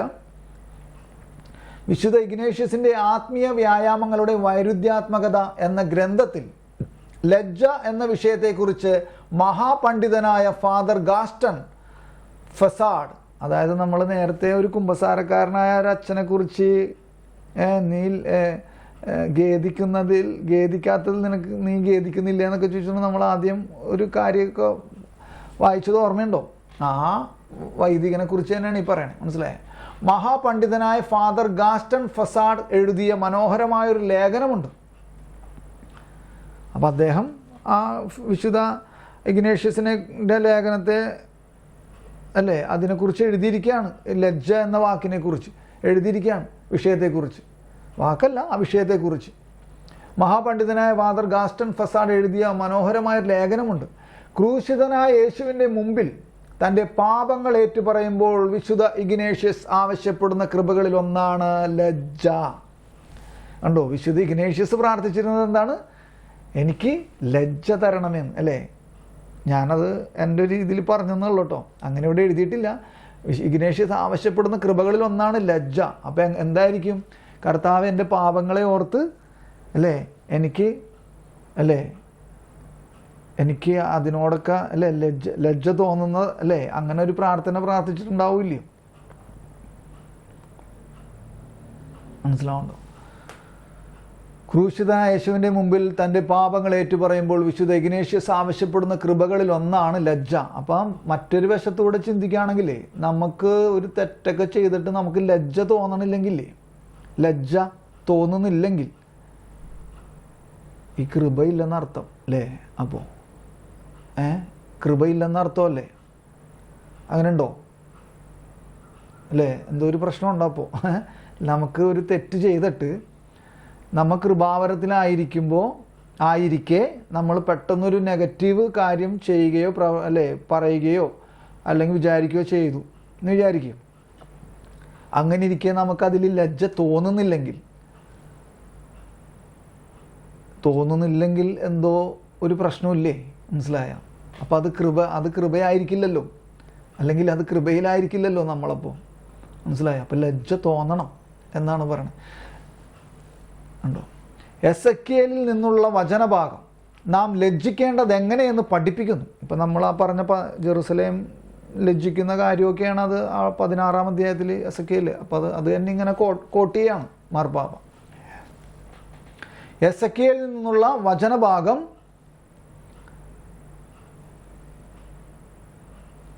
നാം ലജ്ജിക്കേണ്ടത് എങ്ങനെയെന്ന് പഠിപ്പിക്കുന്നു. നമ്മുടെ എല്ലാ നികൃഷ്ടതയുടെയും പാപത്തിൻ്റെയും ചരിത്രത്തിൽ കർത്താവ് നമ്മോട് വിശ്വസ്തനായിരിക്കുകയും നമ്മെ പാപങ്ങളിൽ നിന്ന് ഉയർത്തുകയും ചെയ്യുന്നു. എനിക്കിങ്ങനെയാണ് തോന്നുന്നത്. ഒരു കൊച്ചുകുട്ടി എന്ന നിലയിൽ എനിക്ക് കരുണയെക്കുറിച്ച് പ്രത്യേക അനുഭവങ്ങളൊന്നുമില്ല. അപ്പോൾ ഫ്രാൻസിസ് മാർപ്പാപ്പയോട് ചോദിക്കുന്ന ചോദ്യത്തിനാണ് കേട്ടോ ഈ മാർപ്പാപ്പ ഈ ഉത്തരം കൊടുക്കണേ. അങ്ങയുടെ ഹൃദയത്തിലും ജീവിതത്തിലും വ്യക്തിപരമായ അനുഭവങ്ങളിലും എന്താണ് കരുണയുടെ സ്ഥാനവും അർത്ഥവും എന്താണ്? ബാല്യകാലത്ത് അങ്ങേക്കുണ്ടായ കരുണയുടെ ഒരു അനുഭവം വിവരിക്കാമോ? ഇതായിരുന്നു ചോദ്യങ്ങൾ. അപ്പോൾ എന്നിട്ട് ഇതെല്ലാം പറഞ്ഞിട്ട് പറയാണ്, അല്ലേ, നമ്മെ പാപങ്ങൾ നിവർത്തുകയും ചെയ്യുന്നു. എനിക്ക് ഇങ്ങനെയാണ് തോന്നുന്നതെന്ന് ഫ്രാൻസിസ് മാർപ്പാപ്പ. അത് കഴിഞ്ഞിട്ട് പറയാണ്, ഒരു കൊച്ചുകുട്ടി എന്ന നിലയിൽ എനിക്ക് കരുണയെക്കുറിച്ച് പ്രത്യേക അനുഭവങ്ങളൊന്നും ഇല്ല. ഒരു അതായത് ബാല്യകാലത്തുണ്ടായിരുന്ന കരുണയെക്കുറിച്ച്, കർത്താവ് തന്ന കരുണയെക്കുറിച്ച് പറയാൻ എനിക്ക് അനുഭവങ്ങളൊന്നുമില്ല. എന്നാൽ ചെറുപ്പക്കാരൻ എന്ന നിലയിൽ ചില ഓർമ്മകൾ എനിക്കുണ്ട്. സുവിശേഷകനും അപ്പസ്തോലനുമായ വിശുദ്ധ മത്തായിയുടെ തിരുനാൾ എൻ്റെ ഇടവക പള്ളിയിൽ ആഘോഷിച്ചു. 1953 സെപ്റ്റംബർ 21 കുമ്പസാരക്കാരൻ എന്ന നിലയിൽ ഞാൻ അന്ന് കണ്ടുമുട്ടിയ ഫാദർ കാർലോസ് ഡുവാർത്തെ ഇബാറയെ ഓർമ്മിക്കുന്നു. അപ്പോൾ അല്ലേ, ഫ്രാൻസിസ് മാർപ്പാപ്പയ്ക്ക് 17 വയസ്സുണ്ടായിരുന്നപ്പോൾ ഒരു കുമ്പസാരക്കാരനായ വൈദികനെ ഫ്രാൻസിസ് മാർപ്പാപ്പ കണ്ടുമുട്ടുകയാണ്, അല്ലേ? എന്നിട്ട് ഓർമ്മിക്കുന്നു, അന്ന് എനിക്ക് 17 വയസ്സുണ്ടായിരുന്നു. ഞാൻ അദ്ദേഹത്തോട് കുമ്പസാരിക്കവേ ദൈവകരുണ അനുഭവിക്കാൻ കഴിഞ്ഞു. കൊറിന്ത്യസിൽ നിന്നുള്ള ആളായിരുന്നുവെങ്കിലും ഫാദർ ഇബാറ രക്താർബുദ ചികിത്സയ്ക്കായി ബ്യൂണസ് അയേഴ്സിൽ എത്തിയതായിരുന്നു. അപ്പോൾ അദ്ദേഹം, അല്ലേ, ഈ രക്താർബുദ ചികിത്സയുമായിട്ട് അവിടെ എത്തിയപ്പോഴാണ് ഫ്രാൻസിസ് മാർപ്പാപ്പ 17 വയസ്സുള്ളപ്പോൾ കണ്ടുമുട്ടണത്, കുമ്പസാരിക്കാനൊക്കെ ആയിട്ട് ആ വൈദികൻ്റെ അടുത്ത് ചെല്ലുന്നത്. തൊട്ടടുത്ത വർഷം അദ്ദേഹം മരിച്ചു. അദ്ദേഹത്തിൻ്റെ ശവസംസ്കാരത്തിൽ പങ്കെടുത്ത ശേഷം വീട്ടിൽ മടങ്ങിയെത്തിയ എനിക്ക് ഉപേക്ഷിക്കപ്പെട്ടതുപോലെ അനുഭവപ്പെട്ടു. ആ രാത്രി ഞാൻ ഒരുപാട് കരഞ്ഞു. ഞാൻ എൻ്റെ മുറിയിൽ ഒളിച്ചു. എന്തുകൊണ്ട്? കാരണം ദൈവത്തിൻ്റെ കാരുണ്യം അനുഭവിക്കാൻ എന്നെ സഹായിച്ച ഒരാളെ എനിക്ക് നഷ്ടപ്പെട്ടു. ശ്രദ്ധിക്കണോട്ടോ ഓരോ വാക്കുകളും. കരുണ നിറഞ്ഞ തെരഞ്ഞെടുപ്പിനാൽ, ശ്രദ്ധിക്കണേ, ഓരോ വാക്ക് ശ്രദ്ധിച്ചോ. കരുണ നിറഞ്ഞ നമുക്കും പറയാൻ പറ്റില്ലേ? അങ്ങനെ പറയാൻ പറ്റുമോ? കരുണ നിറഞ്ഞ തെരഞ്ഞെടുപ്പിനാലെന്ന് എനിക്കൊക്കെ വളരെ വ്യക്തമായിട്ടും ശക്തമായിട്ടും പറയാൻ പറ്റും. അങ്ങനെ എല്ലാ മനുഷ്യർക്കും പറയാൻ പറ്റും കേട്ടോ. ഒരു മനുഷ്യനും ഇല്ല കരുണ നിറഞ്ഞ ഈ തെരഞ്ഞെടുപ്പ് ഇല്ലാത്തവർ ഭൂമിയിൽ ഒരു മനുഷ്യനുമില്ല. കാരണം അങ്ങനെ ഇല്ലായിരുന്നെങ്കിൽ ആൾ ഈ ഭൂമിയിൽ ജനിക്കുക പോലും ഇല്ലായിരുന്നു. മനസ്സിലായോ? അങ്ങനെ ചിന്തിക്കുകയാണെങ്കിൽ കരുണ നിറഞ്ഞ തെരഞ്ഞെടുപ്പിനാൽ എന്ന ആശയത്തിൻ്റെ അവതരണമാണ് ഫാദർ ഇബാറ എനിക്ക് മനസ്സിലാക്കി തന്നത്, അതായത് ഫ്രാൻസിസ് മാർപ്പാപ്പക്ക് മനസ്സിലാക്കി കൊടുത്തത്. പിൽക്കാലത്ത് മാർപ്പാപ്പയായി തിരഞ്ഞെടുക്കപ്പെട്ടപ്പോൾ അതെൻ്റെ ആപ്തവാക്യമായി മാറി. ഫ്രാൻസിസ് മാർപ്പാപ്പയുടെ കരുണ എന്ന വാക്കൊക്കെ അതാണ് എപ്പോഴും ഫ്രാൻസിസ് മാർപ്പാപ്പക്ക് പറയാനുള്ളത്. എപ്പോഴും കരുണ കരുണ കരുണ കരുണ കരുണ എന്നേ പറയാനുള്ളൂ. എന്താണ് ആപ്തവാക്യം? പിൽക്കാലത്ത് ഇംഗ്ലീഷുകാരനായ സന്യാസി വാഴ്ത്തപ്പെട്ട ബീഡിൻ്റെ പള്ളിപ്രസംഗങ്ങളിൽ നിന്ന് ഈ ആശയത്തെക്കുറിച്ച് കൂടുതലായി മനസ്സിലാക്കാൻ കഴിഞ്ഞു. ഫ്രാൻസിസ് മാർപ്പാപ്പക്ക് അല്ലേ വാഴ്ത്തപ്പെട്ട ബീഡിൻ്റെ പള്ളിപ്രസംഗങ്ങളിൽ നിന്ന് കൂടുതലായിട്ട് ഇതിനെക്കുറിച്ച് മനസ്സിലാക്കാൻ കഴിഞ്ഞു. ശ്രദ്ധിക്കണം കേട്ടോ. ചുങ്കക്കാരനായ മത്തായിയെ യേശു വിളിക്കുന്ന ഭാഗം അദ്ദേഹം വിവരിക്കുന്നു. ചുങ്കക്കാരനായ മത്തായിയെ വിളിക്കുന്ന ഭാഗം അദ്ദേഹം വിവരിക്കുന്നു. യേശു ചുങ്കക്കാരനെ കണ്ടു. ആര് വിവരിക്കുന്നു? ഈ ബീഡ് വിവരിക്കുന്നു. യേശു ചുങ്കക്കാരനെ കണ്ടു. ശ്രദ്ധിക്കണേ, ഫ്രാൻസിസ് മാർപ്പാപ്പ അതിനെ ഇങ്ങനെയാണ് ഉദ്ധരിക്കണേ കേട്ടോ. കരുണയോടെ അവനെ അപ്പസ്തോലനായി തിരഞ്ഞെടുത്തു. ഫ്രാൻസിസ് മാർപ്പാപ്പ അല്ലേ വാഴ്ത്തപ്പെട്ട ബീഡിൻ്റെ ഈ ഉദ്ധരണിയാണ് എടുത്തിട്ട് അതിനെ വീണ്ടും ഉദ്ധരിക്കുകയാണ്. എന്തെന്ന്? ചുങ്കസ്ഥലത്തിരിക്കുന്ന മത്തായിയെ കർത്താവ് കണ്ടു അല്ലേ. അപ്പോൾ നമ്മൾ ബൈബിളിൽ വായിക്കണം എന്തെന്നാണ്? ബൈബിളിൽ എന്താ വായിക്കണേ? അല്ലേ, എന്നെ അനുഗമിക്കുക എന്ന് പറഞ്ഞു അല്ലേ. അപ്പോൾ അവിടെ അത്ര എഴുതിയിട്ടുള്ളൂ. പക്ഷെ അവിടെ അതിൻ്റെ ഇടയിൽ ഉള്ള ചില അല്ലെങ്കിൽ ഒരു കാര്യത്തെ ഫ്രാൻസിസ് മാർപ്പാപ്പ അതിനെ ഇങ്ങനെ, അത് ആരാ പറഞ്ഞത്? ബീഡ് പറഞ്ഞതാണ്. ഈ വാഴ്ത്തപ്പെട്ട ബീഡ് പറഞ്ഞതിനെ വീണ്ടും മാർപ്പാപ്പ അതിനെ എടുത്ത് ഉദ്ധരിക്കുകയാണ്. എന്താണ്? ചുങ്കസ്ഥലത്തിരുന്ന മത്തായിയെ കരുണയോടെ നോക്കുകയും അവനെ അപ്പസ്തോലനായി തിരഞ്ഞെടുക്കുകയും ചെയ്തു. കരുണയോടെ നോക്കുകയും അപ്പസ്തോലനായി അല്ലെങ്കിൽ കരുണയോടെ വിളിക്കുകയും അപ്പസ്തോലനായി തിരഞ്ഞെടുക്കുകയും ചെയ്തു സ്ഥലത്തിരിക്കുന്ന മത്തായിയെ. മനസ്സിലായോ? അപ്പോൾ ആ വചനത്തെ വ്യാഖ്യാനിക്കുന്ന ഒരു രംഗവും രീതിയുമാണിത്. മനസ്സിലായി? കരുണയോടുകൂടി നോക്കി എന്നുള്ളത് ആർക്കിപ്പോൾ മനസ്സിലാക്കാൻ പറ്റും? യേശു മത്തായിയെ വിളിച്ചു എന്ന് ഉള്ള തലക്കെട്ട് നമ്മൾ ബൈബിളിൽ വായിക്കാറുണ്ട്. എന്നെ അനുഗമിക്കാൻ പറഞ്ഞു. പക്ഷെ അവിടെ കരുണയോടുകൂടി നോക്കുകയും അപ്പസ്തോലനായിട്ട് തിരഞ്ഞെടുക്കുകയും ചെയ്യണം അപ്പം തന്നെ അവിടെ വെച്ചിട്ട്. അപ്പം അത് രണ്ടും അവിടെ എഴുതിയിട്ടില്ല. കരുണയോടുകൂടി നോക്കിയെന്നോ കരുണയോട് കൂടി വിളിച്ചു എന്നോ അവൻ അപ്പസ്തോലനാകാൻ വേണ്ടി തെരഞ്ഞെടുപ്പിലേക്കാണ് അവനെ കൊണ്ടുപോകണമെന്നോ അവിടെ എഴുതിയിട്ടില്ല. മനസ്സിലാവണല്ലോ? അപ്പോൾ അതെല്ലാം വളരെ പ്രധാനപ്പെട്ട ഘടകങ്ങളാണ്. അപ്പോൾ ചുങ്കക്കാരനായ മത്തായി യേശു വിളിക്കുന്ന ഭാഗം അദ്ദേഹം വിവരിക്കുന്നു. യേശു ചുങ്കക്കാരനെ കണ്ടു, കരുണയോടെ അവനെ അപ്പസ്തോലനായി തിരഞ്ഞെടുത്തു, എന്നെ അനുഗമിക്കുക എന്ന് പറഞ്ഞു. വിശുദ്ധ ബീഡിൻ്റെ വാക്കുകൾ പൊതുവെ പരിഭാഷപ്പെടുത്തുന്നത് ഇങ്ങനെയാണ്. ഞാൻ മിസറാൻഡോ എന്ന പദം കരുണ കാണിച്ചുകൊണ്ടെന്ന് പരിഭാഷപ്പെടുത്തുന്നു. അതായത് ഫ്രാൻസിസ് മാർപ്പാപ്പ അതിനെ കരുണ കാണിച്ചുകൊണ്ട് എന്ന് പരിഭാഷപ്പെടുത്തുന്നു. അങ്ങനെ ഒരു പദപ്രയോഗം ഇല്ലെങ്കിലും ഞാൻ അങ്ങനെയാണ് പരിഭാഷപ്പെടുത്തുന്നത്, കരുണ കാണിച്ചുകൊണ്ട് എന്ന്. അതുകൊണ്ട് കരുണ കാണിക്കലും തെരഞ്ഞെടുക്കലും ശ്രദ്ധിക്കണം കേട്ടോ. അതുകൊണ്ട് കരുണ കാണിക്കലും തെരഞ്ഞെടുക്കലും യേശുവിൻ്റെ ദർശനമാണ്. യേശുവിൻ്റെ ദർശനം ശ്രദ്ധിക്കണം കേട്ടോ.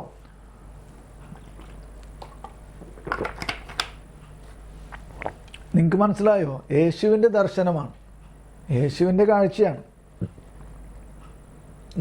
നമ്മുടെ കാഴ്ചപ്പാടിലാണെങ്കിലോ ചുങ്കസ്ഥലത്തിരിക്കുന്ന ആൾക്കാരെയൊക്കെ നമ്മൾ വിളിക്കുമോ, മൈൻഡ് ചെയ്യുമോ? അല്ലെങ്കിൽ നമ്മൾ ഇപ്പം നമ്മളൊരു പ്രാർത്ഥനാക്കാരനാണെന്നിരിക്കെ നമ്മളുടെ മുമ്പിൽ ഒരു വളരെ മദ്യപിച്ച് വന്ന ഒരാളെ നമ്മൾ എങ്ങനെയായിരിക്കും സ്വീകരിക്കുക? മനസ്സിലാവുന്നുണ്ടോ? അതുകൊണ്ട് കരുണ കാണിക്കലും തിരഞ്ഞെടുക്കലും യേശുവിൻ്റെ ദർശനമാണ്. അത് യേശുവിൻ്റെ ദർശനമാണ്. മനസ്സിലായോ? ആ ദർശനത്തിലൂടെ നമ്മളും ആ ദർശനത്തിലേക്ക് നമ്മളും കടക്കണം. അതിലൂടെ കാണാൻ പഠിക്കണം നമ്മൾ. പക്ഷെ അത് കാണാൻ പറ്റുക എന്നുള്ളത് ഇത്തിരി ബുദ്ധിമുട്ടാണ് ചിലപ്പോഴേക്ക്. മനസ്സിലാവുണ്ടോ? അത് യേശുവിൻ്റെ ദർശനമാണെന്ന്. അതാണ് ഇപ്പം എന്നെ സ്പർശിച്ചത്. കരുണ കാണിക്കലും തിരഞ്ഞെടുക്കലും അത് യേശുവിൻ്റെ ദർശനമാണ്, യേശുവിൻ്റെ കാഴ്ചപ്പാടാണ്, യേശുവിൻ്റെ ചിന്താധാരയാണത്. അവൻ്റെ ഇതിലാണ് അവൻ കാണുന്നത്. അപ്പോൾ അവൻ മത്തായിയിൽ ആരെ കണ്ടു? ഈ ദർശനത്തിലൂടെ അവൻ മത്തായിയിൽ ആരെ കണ്ടു? ചുങ്കസ്ഥലത്തിരിക്കുന്ന മത്തായിയിൽ അവൻ ആരെ കണ്ടു? ഒരപ്പസ്തോലനെ കണ്ടു എന്നിവിടെ അത് എഴുതി വെച്ചില്ലെങ്കിലും അതല്ലേ നമുക്ക് മനസ്സിലാവണേ. അത് എഴുതി വെച്ചിട്ടില്ല എന്നല്ല, അത് എഴുതി വെച്ചിട്ടുണ്ട്. അപ്പസ്തോലനായി തിരഞ്ഞെടുത്തു. അപ്പോൾ അവൻ്റെ മറ്റു കാര്യങ്ങളൊന്നും നോക്കാതെ, അവൻ നേരത്തെ ചെയ്തതും ഇപ്പോൾ അവനായിരിക്കണതും ഒന്നും നോക്കാതെ അവൻ്റെ വരാനിരിക്കുന്ന അവസ്ഥയെ കർത്താവ് കാണുകയാണ്. മനസ്സിലാവുണ്ടോ? വരാനിരിക്കുന്ന അവസ്ഥയെ കാണും. അവൻ്റെ ഭാവി, ഫ്യൂച്ചർ, അവൻ്റെ ഫ്യൂച്ചറെ കർത്താവ് കാണുകയാണ്. അവൻ ആകാനാണ് ഉള്ള ആളാണ്. മനസ്സിലായോ?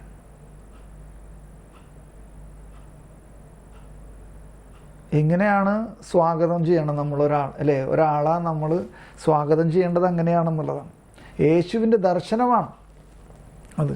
കരുണ കാണിക്കലും തിരഞ്ഞെടുക്കലും യേശുവിൻ്റെ ദർശനമാണ്. കരുണ എന്ന സമ്മാനം നൽകിക്കൊണ്ട് തിരഞ്ഞെടുക്കപ്പെട്ടവരെ യേശു സ്വന്തമാക്കുകയാണ്. കണ്ടോ? കരുണ എന്ന സമ്മാനം നൽകിക്കൊണ്ട് തിരഞ്ഞെടുക്കപ്പെട്ടവരെ യേശു സ്വന്തമാക്കുകയാണ്. കരുണ എന്ന സമ്മാനം നൽകിക്കൊണ്ട് തിരഞ്ഞെടുക്കപ്പെട്ടവരെ യേശു സ്വന്തമാക്കുകയാണ്. ഇനി അടുത്ത ചോദ്യത്തിലേക്ക് ഈ ഒരു ഗണ്ണികയും കൂടിയും കഴിഞ്ഞിട്ട് നമുക്ക് നിർത്താം. എന്താണ്? അപ്പോൾ അത്രയും മനസ്സിലായി. പിന്നെ അടുത്ത ചോദ്യം എന്താണ്? അങ്ങയെ പ്രചോദിപ്പിച്ച കരുണ നിറഞ്ഞ വൈദികരെ കണ്ടുമുട്ടിയത് ഓർമ്മയിലുണ്ടോ? അപ്പോൾ ആ അഭിമുഖം ചെയ്യണ ആൾ ചോദിക്കുകയാണ്, ഫ്രാൻസിസ് മാർപ്പാപ്പയോട് ചോദിക്കുന്ന അടുത്ത ചോദ്യമാണെന്ന്, അങ്ങയെ പ്രചോദിപ്പിച്ച കരുണ നിറഞ്ഞ വൈദികരെ കണ്ടുമുട്ടിയത് ഓർമ്മയിലുണ്ടോ? അപ്പോൾ അതിന് മാർപ്പാപ്പയുടെ ഉത്തരമാണ്, റിപ്ലൈ ആണ്, നിരവധി പേരുണ്ട്. ഫാദർ ഡുവാർട്ടയെ കുറിച്ച് ഞാൻ പറഞ്ഞുവല്ലോ. അപ്പോൾ ആ ഒരു വൈദികനെ കുറിച്ച് ഇപ്പോൾ പറഞ്ഞല്ലോ ഫ്രാൻസിസ് മാർപ്പാപ്പ, നമ്മളിപ്പോൾ വായിച്ചല്ലോ. അപ്പോൾ നിരവധി പേരുണ്ട്. ഫാദർ ഡുവാർട്ടയെ കുറിച്ച് ഞാൻ പറഞ്ഞുവല്ലോ. എൻ്റെ മാതാപിതാക്കളുടെ വിവാഹം ആശീർവദിക്കുകയും എന്നെ ജ്ഞാനസ്നാനപ്പെടുത്തുകയും ചെയ്ത സലേഷ്യൻ വൈദികനായ എൻറിക്കോ പൊസോളിയയെ ഞാൻ ഓർമ്മിക്കുന്നു. അദ്ദേഹം കുമ്പസാരക്കാരനായിരുന്നു. എല്ലാവരും കുമ്പസാരിക്കാൻ അദ്ദേഹത്തെ സമീപിക്കുമായിരുന്നു. ശ്രദ്ധിക്കണോട്ടോ നിങ്ങൾ. ഇതിപ്പം നമ്മൾ അടിയിലേക്ക് വരുന്നത് വളരെ പ്രധാനപ്പെട്ട ഭാഗങ്ങളാണ്. വെറുതെ ഇങ്ങനെ ഒരു വാക്കുകളായിട്ടല്ല നമ്മൾ ഇതിനെ കാണണേ. എല്ലാവരും കുമ്പസാരിക്കാൻ അദ്ദേഹത്തെ സമീപിക്കുമായിരുന്നു. എല്ലാ സലേഷ്യൻ മന്ദിരങ്ങളിലും അദ്ദേഹം പോകാറുണ്ടായിരുന്നു. ഞാൻ അങ്ങനെയുള്ള നിരവധി കുമ്പസാരക്കാരായ വൈദികരെ കണ്ടുമുട്ടിയിട്ടുണ്ട്. എന്നേക്കാൾ പ്രായം കുറഞ്ഞ കുമ്പസാരക്കാരനെ കണ്ടുമുട്ടിയ സന്ദർഭം ഞാൻ ഓർമ്മിക്കുന്നു. ബ്യൂണസ് അയേഴ്സിൽ തൻ്റെ ശുശ്രൂഷയുടെ ഭാഗമായി എത്തിയ കപ്പൂച്ചിൻ വൈദികനായിരുന്നു അദ്ദേഹം. ഒരിക്കൽ അദ്ദേഹം എന്നെ കാണാനെത്തി. കുറച്ച് സംസാരിക്കാനുണ്ടെന്ന് പറഞ്ഞു. അദ്ദേഹം പറഞ്ഞു, അപ്പോൾ ഈ വൈദികൻ ഫ്രാൻസിസ് മാർപ്പാപ്പയോട് പറഞ്ഞുണ്ടോ, അദ്ദേഹം പറഞ്ഞു, എനിക്ക് താങ്കളുടെ സഹായം വേണം. ജീവിതത്തിൻ്റെ പല മേഖലയിൽപ്പെട്ടവരും കുമ്പസാരിക്കാൻ എത്താറുണ്ടെന്ന് പറഞ്ഞു. ചിലർ വിനയമുള്ളവരും. അപ്പോൾ ഈ വൈദികൻ ഫ്രാൻസിസ് മാർപ്പാപ്പയോട് പറഞ്ഞാണ് ഒരു സഹായം വേണം. അപ്പം പല മേഖലയിൽപ്പെട്ട ആൾക്കാരും കുമ്പസാരിക്കാൻ എത്താറുണ്ട്. എന്നിട്ട് പറയാണ് ചിലവർ വിനയമുള്ളവർ, ചിലർ അല്പം മാത്രം വിനയമുള്ളവരുമാണ്. ഉണ്ടോ? ഈ ലജ്ജ അല്ലെങ്കിൽ മറ്റേ ലജ്ജയെ നമുക്ക് വേണമല്ലേ, നമുക്ക് പാപം ചെയ്തിട്ട് നമുക്ക് തെറ്റ് ചെയ്തിട്ട് ലജ്ജയില്ല. അപ്പം ലജ്ജയില്ല, പാപബോധമില്ല, പശ്ചാത്താപം ഇല്ല എന്നുണ്ടെങ്കിൽ എന്തുണ്ടാവില്ല? കുമ്പസാരിക്കാൻ പറ്റുമോ? നമുക്ക് കുമ്പസാരക്കൂട്ടിലേക്ക് പോകാൻ പറ്റുമോ? അങ്ങനെ പോയിട്ട് കാര്യമുണ്ടോ? അപ്പോൾ ചിലർ വിനയമുള്ളവരും ചിലർ അല്പം മാത്രം വിനയമുള്ളവരുമാണ്. ഇവരിൽ ചിലർ വൈദികരുമുണ്ട്. ഞാൻ എല്ലാം അപ്പോൾ ഈ വൈദികൻ പറയുന്നതാണ് ഫ്രാൻസിസ് മാർപ്പാപ്പയോട്, ഞാനെല്ലാം ക്ഷമിക്കാറുണ്ട്. കണ്ടോ? വിനയമുള്ളവരുടെ കുമ്പസാരവും ഞാൻ ക്ഷമിക്കാറുണ്ട്, വിനയമില്ലാത്തവരുടെയും കുമ്പസാരം ഞാൻ ക്ഷമിക്കാറുണ്ടെന്നല്ല അർത്ഥം. ആണോ അല്ലയോ? അല്പം മാത്രം വിനയമുള്ളവരെ എന്ന് എടുത്ത് ഇവിടെ പറഞ്ഞിരിക്കണം. അപ്പോൾ അവരുടെയും ഞാനെല്ലാം ക്ഷമിക്കാറുണ്ടെന്ന് പറയുമ്പോൾ ആ അല്പം മാത്രം വിനയമുള്ളവരുടെയും കുമ്പസാരത്തിലൂടെ കേട്ട പാപങ്ങളെല്ലാം ഇതിന് ക്ഷമ കൊടുത്തിട്ടുണ്ടെന്നല്ലേ അർത്ഥം. എന്നിട്ട് ഈ വൈദികൻ പറയുന്നുണ്ടോ ഫ്രാൻസിസ് മാർപ്പാപ്പയോട്, ഇപ്പോൾ എനിക്കൊരു സംശയം, ഞാൻ ക്ഷമ കാണിക്കുന്നതിൽ ഉദാരവാനാണോ, അതായത് കൂടുതലായി പോയോ ക്ഷമ എന്നുള്ളതൊരു സംശയം ഈ വൈദികന്. അപ്പോൾ ഫ്രാൻസിസ് മാർ ഞങ്ങൾ കരുണയെക്കുറിച്ച് സംസാരിച്ചു. ഇങ്ങനെ സംശയം ഉണ്ടാകുമ്പോൾ സാധാരണയായി എന്താണ് ചെയ്യുകയെന്ന് ഞാൻ ചോദിച്ചു. അതായത് ഈ വൈദികനോട് ഫ്രാൻസിസ് മാർപ്പാപ്പ ചോദിക്കുകയാണ്. ആദ്യം ഈ കരുണയെക്കുറിച്ച് ഫ്രാൻസിസ് മാർപ്പാപ്പ ഈ വൈദികനും കൂടി സംസാരിച്ച് കഴിഞ്ഞിട്ട് എന്നിട്ട് ഫ്രാൻസിസ് മാർപ്പാപ്പ ചോദിക്കുകയാണ്, ഇങ്ങനെ സംശയം ഉണ്ടാകുമ്പോഴേ, അതായത് താങ്കൾ ക്ഷമ കാണിക്കുന്നതിൽ ഉദാരവാനായോ ആണോ എന്നുള്ളത്, കൂടുതൽ ക്ഷമ കാണിച്ചോ എന്നുള്ളതിനെക്കുറിച്ച് സംശയം ഉണ്ടാകുമ്പോഴേ സാധാരണയായി എന്താണ് ചെയ്യുകയെന്ന് ഫ്രാൻസിസ് മാർപ്പാപ്പ ഈ വൈദികനോട് ചോദിക്കുകയാണ്. അപ്പോൾ അദ്ദേഹം നൽകിയ മറുപടി കേൾക്കണ്ടേ നമുക്ക്. അദ്ദേഹം നൽകിയ മറുപടി ഇങ്ങനെയായിരുന്നു: ഞാൻ ചാപ്പലിൽ തിരുസക്രാരിയുടെ മുമ്പിൽ പോയി നിൽക്കും. ആര്? ഈ വൈദികൻ, ഈ കുമ്പസാരക്കാരനായ വൈദികൻ. ഞാൻ ചാപ്പലിൽ തിരുസക്രാരിയുടെ മുമ്പിൽ പോയി നിൽക്കും. എന്നിട്ട് പറയും, കർത്താവെ കൂടുതൽ ക്ഷമിച്ചിട്ടുണ്ടെങ്കിൽ എന്നോട് ക്ഷമിക്കണേ, കർത്താവെ കൂടുതൽ ക്ഷമിച്ചിട്ടുണ്ടെങ്കിൽ എന്നോട് ക്ഷമിക്കണേ, പക്ഷെ അങ്ങ് തന്നെയാണ് എനിക്ക് ഈ മോശം മാതൃക നൽകിയത്. സീൻ ആലോചിച്ച് നോക്കിയേ, അങ്ങ് തന്നെയാണ് ഈ മോശം മാതൃക എനിക്ക് നൽകിയത്. മനസ്സിലായോ? കർത്താവെ കൂടുതൽ ക്ഷമിച്ചിട്ടുണ്ടെങ്കിൽ എന്നോട് ക്ഷമിക്കണേ. അപ്പം ഇങ്ങനത്തെ സംശയം ഉണ്ടാകുമ്പോൾ എന്താണ് അങ്ങ് ചെയ്യണേന്ന് ഫ്രാൻസിസ് മാർപ്പാപ്പ ഈ കുമ്പസാരക്കാരനായ വൈദികനോട് ചോദിക്കുകയാണ്. അപ്പോൾ അദ്ദേഹം പറയണാണ്, ഇങ്ങനെ സംശയം ഉണ്ടാകുമ്പോൾ, കൂടുതൽ ക്ഷമിച്ചതായിട്ട് എനിക്ക് സംശയം ഉണ്ടാകുമ്പോൾ ഞാൻ ചാപ്പലിൽ തിരുസക്രാരിയുടെ മുമ്പിൽ പോയി നിൽക്കും. എന്നിട്ട് പറയും, കർത്താവെ കൂടുതൽ ക്ഷമിച്ചിട്ടുണ്ടെങ്കിൽ എന്നോട് ക്ഷമിക്കണേ, പക്ഷേ അങ്ങ് തന്നെയാണ് എനിക്ക് മോശം മാതൃക നൽകിയത്. മനസ്സിലാവുണ്ടോ? ഞാൻ ആ രംഗം ഒരിക്കലും മറക്കില്ല. ഫ്രാൻസിസ് മാർപ്പാപ്പ പറഞ്ഞാണ്, ആ രംഗം ഞാൻ ഒരിക്കലും മറക്കില്ല. ഒരു വൈദികൻ തന്നോട് തന്നെ കരുണ കാണിക്കുമ്പോൾ അത് മറ്റുള്ളവർക്കും നൽകാം. കണ്ടോ? ഒരു വൈദികൻ തന്നോട് തന്നെ കരുണ കാണിക്കുമ്പോൾ അത് മറ്റുള്ളവർക്ക് നൽകാം. പോൾ ആറാമൻ മാർപ്പാപ്പ വിശുദ്ധനായി പ്രഖ്യാപിച്ച ഫാദർ ലിയോപോൾഡ് മാൻഡിക്കിനെ കുറിച്ച് ഞാൻ ഒരിക്കൽ കാർദിനാൾ ആൽബിനോ ലൂസിയാനി നടത്തിയ, അതായത് പിൽക്കാലത്തെ ഈ കാർദിനാൾ ആൽബിനോ ലൂസിയാനി എന്ന ആ വ്യക്തി ആരാണ്? പിൽക്കാലത്തെ ജോൺ പോൾ ഒന്നാമൻ മാർപ്പാപ്പ കേട്ടോ, ജോൺ പോൾ ഒന്നാമൻ മാർപ്പാപ്പ. അപ്പോൾ അദ്ദേഹത്തിൻ്റെ പ്രസംഗം, പള്ളിപ്രസംഗമാണ്, അത് മാർപ്പാപ്പ കേൾക്കാണ്. ഒരു സുവിശേഷ പ്രസംഗത്തിൽ പരാമർശിക്കുകയാണ് ഏത്? ഈ ജോൺ പോൾ ഒന്നാമൻ മാർപ്പാപ്പ ഈ ആൽബിനോ ലൂസിയാനി പരാമർശിച്ച് വായിച്ചിട്ടുണ്ട്. ഞാൻ നിങ്ങളോട് പറഞ്ഞ കാര്യങ്ങളോട് സാദൃശ്യമുള്ളതാണത് അദ്ദേഹം വിവരിച്ചത്, സാദൃശ്യമുള്ളതാണ് അദ്ദേഹം വിവരിച്ചത്. എന്നിട്ട് ശ്രദ്ധിക്കണേ, നിങ്ങൾക്കറിയാം. അപ്പോൾ ആരാണ്? ഈ ജോൺ പോൾ ഒന്നാമൻ മാർപ്പാപ്പ അദ്ദേഹത്തിൻ്റെ പള്ളിപ്രസംഗത്തിൽ ഈ കരുണയുമായി ബന്ധപ്പെട്ട് ഉള്ള വിഷയത്തെക്കുറിച്ച് പരാമർശിക്കുകയാണ്. എന്തെന്നാണ് നോക്കിയേ, നിങ്ങൾക്കറിയാമോ നാം എല്ലാം പാപികളാണ്, നിങ്ങൾക്കറിയാമോ നാം എല്ലാം പാപികളാണ്. ലൂസിയാനി ആ സന്ദർഭത്തിൽ പറഞ്ഞു, ഫാദർ ലിയോപോൾഡിന് ഈ കാര്യം നന്നായി അറിയാമായിരുന്നു. ശ്രദ്ധിക്കണോട്ടോ, ദുഃഖകരമായ ഈ യാഥാർത്ഥ്യം നാം മനസ്സിൽ കുറിച്ചിടേണ്ടതുണ്ട്. എന്ത്? നാം എല്ലാം പാപികളാണെന്നുള്ള ഈ ദുഃഖകരമായ കാര്യം നമ്മൾ ഹൃദയത്തിൽ കുറിച്ചിടേണ്ടതുണ്ട്.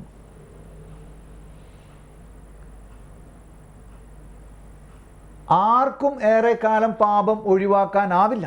കണ്ടോ? ആർക്കും പാപം ഏറെക്കാലം ഒഴിവാക്കാൻ ആവില്ല, ചെറുതായാലും വലുതായാലും. എന്നാൽ ഫ്രാൻസിസ് ഡി സാലസ് പറയുന്നു, കണ്ടോ? വിശുദ്ധ ഫ്രാൻസിസ് ഡി സാലസ് പറയാണ്, എന്ത് പറഞ്ഞു? നിങ്ങൾക്കൊരു ചെറിയ കഴുതയുണ്ടെന്നിരിക്കട്ടെ, ഒരു കഴുത നിങ്ങൾക്കുണ്ടെന്നിരിക്കട്ടെ, അത് മിനുസമുള്ള കല്ലിൽ ചവിട്ടി വഴിയിൽ നിന്ന് തെറ്റി വീണുവെന്ന് കരുതുക. നിങ്ങൾ വീണ് കിടക്കുന്ന ആ കഴുതയെ പ്രഹരിക്കാൻ ഒരുങ്ങാറുണ്ടോ? ശ്രദ്ധിക്കണേ, ഇവിടെ അക്ഷരാർത്ഥത്തിൽ നമ്മളതിനെ നോക്കി പോകുമ്പോൾ അതിൻ്റെ ഉള്ളിലിരിക്കുന്ന അർത്ഥം മനസ്സിലാവുണ്ടോ? മനസ്സിലായോ? ഫ്രാൻസിസ് ഡി സാലസ് പറയാണ്, ജോൺ പോൾ ഒന്നാമൻ മാർപ്പാപ്പ ഈ ഫ്രാൻസിസ് ഡി സാലസിൻ്റെ ഇതിനെ ഉദ്ധരിക്കുകയാണ് പള്ളിപ്രസംഗത്തിൽ. അത് മാർപ്പാപ്പ ഇവിടെ പറയുകയാണ്. അപ്പോൾ അത് ആരൊക്കെ മനസ്സിലായോ? ഇതിപ്പോൾ അല്ലേ, ആര് പറയണതാണ്? ആരൊക്കെയാണിത് വീണ്ടും വീണ്ടും അതിന് ഉദ്ധരിക്കണേ? മനസ്സിലായോ ഈ ഭാഗത്തെ? നോക്കിക്കേ, ഫ്രാൻസിസ് ഡി സാലസ് പറയുന്നു, നിങ്ങൾക്കൊരു ചെറിയ കഴുതയുണ്ടെന്നിരിക്കട്ടെ, അത് മിനുസമുള്ള കല്ലിൽ ചവിട്ടി വഴിയിൽ നിന്ന് തെറ്റി വീണുവെന്ന് കരുതുക. നിങ്ങൾ വീണ് കിടക്കുന്ന ആ കഴുതയെ പ്രഹരിക്കാൻ ഒരുങ്ങാറുണ്ടോ? നമ്മളൊക്കെ പ്രഹരിക്കും അല്ലേ? ഞാനും പ്രഹരിക്കുന്ന ഒരാളാണ്, മനസ്സിലായി, ആ കഴുതയെ. പക്ഷെ കർത്താവ് അങ്ങനെയല്ല. കർത്താവ് പ്രഹരിക്കുകയല്ല ചെയ്യുക എന്ന് പറയാം, മനസ്സിലായി. പ്രഹരിക്കാൻ ഒരുങ്ങാറുണ്ടോ? കാരണം അത് വീണു എന്നത് തന്നെ നിർഭാഗ്യകരമായ കാര്യമാണ്. കണ്ടോ അതെന്താണ്? അത് കാരണം അത് വീണു എന്നത് തന്നെ അതൊരു നിർഭാഗ്യകരമായ കാര്യമാണ്. അപ്പോൾ പിന്നെ പ്രഹരിക്കുകയും കൂടി ചെയ്താലോ? അത് വീണു എന്നത് തന്നെ നിർഭാഗ്യകരമായ കാര്യമാണ്. നിങ്ങൾ അതിനെ വലിച്ചു പൊക്കി ഉയർത്തി നിർത്തിയ ശേഷം വീണ്ടും പാതയിലേക്ക് തിരിച്ചു കയറാമെന്ന് പറയില്ലേ? ഇപ്പോൾ നാം വീണ്ടും പാതയിൽ തിരിച്ചെത്തി. നാം കൂടുതൽ കരുതലോടെ നീങ്ങാൻ തുടങ്ങും. ഇതാണ് വേണ്ടത്. മനസ്സിലാവുണ്ടോ? ഇതിൻ്റെ ഉള്ളിലിരിക്കുന്ന പൊരുൾ മനസ്സിലായോ? പാപാവസ്ഥയിലായിരിക്കുന്ന ഒരാളെ നമ്മുടെ മുമ്പിൽ വരുമ്പോൾ അവരെ വീണ്ടും നമ്മൾ പ്രഹരിക്കുമോ? മനസ്സിലായോ? ചതഞ്ഞ ഞാങ്ങണ അവൻ ഒടിക്കുകയില്ല. മനസ്സിലായോ? ചതഞ്ഞ ഞാങ്ങണ അവൻ ഒടിക്കുകയില്ല എന്ന് പറഞ്ഞതിൻ്റെ ഒരർത്ഥം, നമ്മുടെ മുമ്പിൽ വരുന്ന പാപാവസ്ഥയിലായിരിക്കുന്ന, നമ്മളെല്ലാവരും പാപികളാണ്, പക്ഷേ അല്ലേ, ഇപ്പോൾ ഒരു മദ്യം കഴിച്ചിട്ട് വരുന്ന, ഒരു ലഹരി ഉപയോഗിച്ചിട്ട് വരുന്ന ആളെ നമ്മൾ ഏത് സമീപനത്തോടു കൂടിയാണ് അവനെ നമ്മൾ സ്വാഗതം ചെയ്യണേ? അവനെ വീണ്ടും പ്രഹരിക്കുകയല്ലേ നമ്മൾ? ഞാൻ എൻ്റെ കാര്യമാണ് പറയണേ കേട്ടോ. ഞാൻ പ്രഹരിക്കാറാണ് പതിവ്. പക്ഷെ അവൻ ആ അവസ്ഥയിലായിരിക്കുന്നു എന്നത് തന്നെ നിർഭാഗ്യകരമായ കാര്യമാണ്. മനസ്സിലായോ? പിന്നെ അവനെ വീണ്ടും വഴക്ക് പറയണത് മനസ്സിലാവുണ്ടോ? അപ്പോഴുള്ളൂ ആ കഴുത വീണു എന്നത് തന്നെ നിർഭാഗ്യകരമായ കാര്യമാണ്. അപ്പം അതിനെ പ്രഹരിക്കുകയും കൂടി ചെയ്താലോ? മനസ്സിലാവുണ്ടോ? അപ്പം ഇതിൻ്റെ ആ അർത്ഥതലങ്ങൾ, നമ്മുടെ അതിൻ്റെ ഉള്ളിലുള്ള അർത്ഥതലങ്ങൾ മനസ്സിലാക്കണം ഓരോ വാക്കിലുള്ള കേട്ടോ. അത് ഓരോ ആലങ്കാരികമായിട്ട് ഓരോ കാര്യങ്ങൾ പറഞ്ഞുകൊണ്ട് വലിയ ദൈവത്തിൻ്റെ വലിയ കരുണയെക്കുറിച്ച് നമുക്ക് പറഞ്ഞ് മനസ്സിലാക്കി തരാൻ ശ്രമിക്കുകയാണ് ഈ പ്രബോധനങ്ങളിലൂടെ.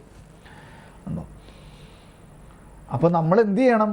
ആ കല്ലിൽ ചവിട്ടി, അല്ലേ, ആ മിനുസമുള്ള കല്ലിൽ ചവിട്ടി വീണ ആ കഴുതയെ എണീപ്പിച്ച് നിർത്തിയിട്ട് വീണ്ടും നമുക്ക് ആ പാതയിലേക്ക് പ്രവേശിക്കാമെന്ന് പറയണം. അങ്ങനെ നമ്മൾ വീണ്ടും പാതയിലെത്തി. ഇനി നമുക്ക് ഒരുമിച്ച് നടന്ന് നീങ്ങാം. മനസ്സിലായേ? പക്ഷേ എങ്ങനെ?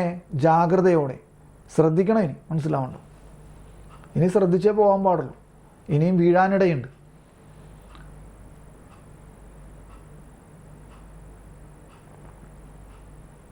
മനസ്സിലായോ? ഇപ്പം മനസ്സിൽ വന്നൊരു വാക്ക് ഇതാണ്. എന്താണ്?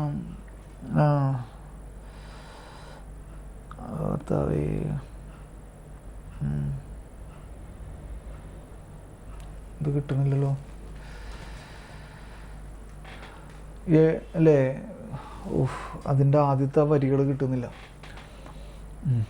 നിൽക്കട്ടെ. അപ്പോൾ ഈ ഒരു ആശയം നിങ്ങൾക്ക് മനസ്സിലായല്ലോ.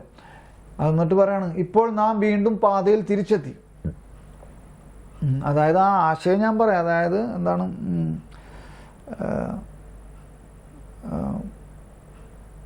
മുറിവേറ്റ ഹൃദയങ്ങളെ നാം കരുണയോടുകൂടി സമീപിക്കണമെന്ന് മനസ്സിലാവുണ്ടോ? മുറിവേറ്റ ഹൃദയങ്ങളെ നാം കരുണയോടുകൂടി സമീപിക്കണമെന്ന് മനസ്സിലായോ? മുറിവേറ്റ ഹൃദയങ്ങളെ നാം അത് ഇതിലെഴുതിയിരിക്കുന്നതല്ല, ഞാനിപ്പോൾ പറയാമെന്ന് പറഞ്ഞ ആ വാക്കേ. മനസ്സിലായേ? ഇതാ കർദിനാൾമാരും മാർപ്പാപ്പയും കൂടി, ലിയോ 14 മാർപ്പാപ്പയും കർദിനാൾമാരും കൂടിയ ആ ഒരു യോഗത്തിലെ ആ ഒരു ഇതിലാണ് ഇങ്ങനൊരു വാക്ക് തന്നെ ഉണ്ടായത്. എന്തുണ്ടായി? മുറിവേറ്റ ഹൃദയങ്ങളെ എളിമയോടുകൂടി, സോറി കേട്ടോ, കരുണയോടുകൂടി എന്നാണ് ഞാൻ പറഞ്ഞത്. എന്തെന്നാ പറഞ്ഞത്? മുറിവേറ്റ ഹൃദയങ്ങളെ എളിമയോടുകൂടി എന്ത് ചെയ്യണം? സമീപിക്കണം. മുറിവേറ്റ ഹൃദയങ്ങളെ, ഞാനിതൊക്കെ നിങ്ങൾക്ക് ഷെയർ ചെയ്തിട്ടുണ്ട്. അതൊക്കെ ഞാനത് ഡിസൈൻ ചെയ്തുണ്ടാക്കിയിട്ട് ആ ഗ്രൂപ്പിൽ ഇട്ടിട്ടുണ്ട് എപ്പോഴേക്കും. അതൊക്കെ നോക്കുമ്പോൾ കണ്ടോ, മുറിവേറ്റ ഹൃദയങ്ങളെ എളിമയോടുകൂടി സമീപിക്കണം. മുറിവേറ്റ ഹൃദയങ്ങളെ എളിമയോടുകൂടി സമീപിക്കണം കേട്ടോ.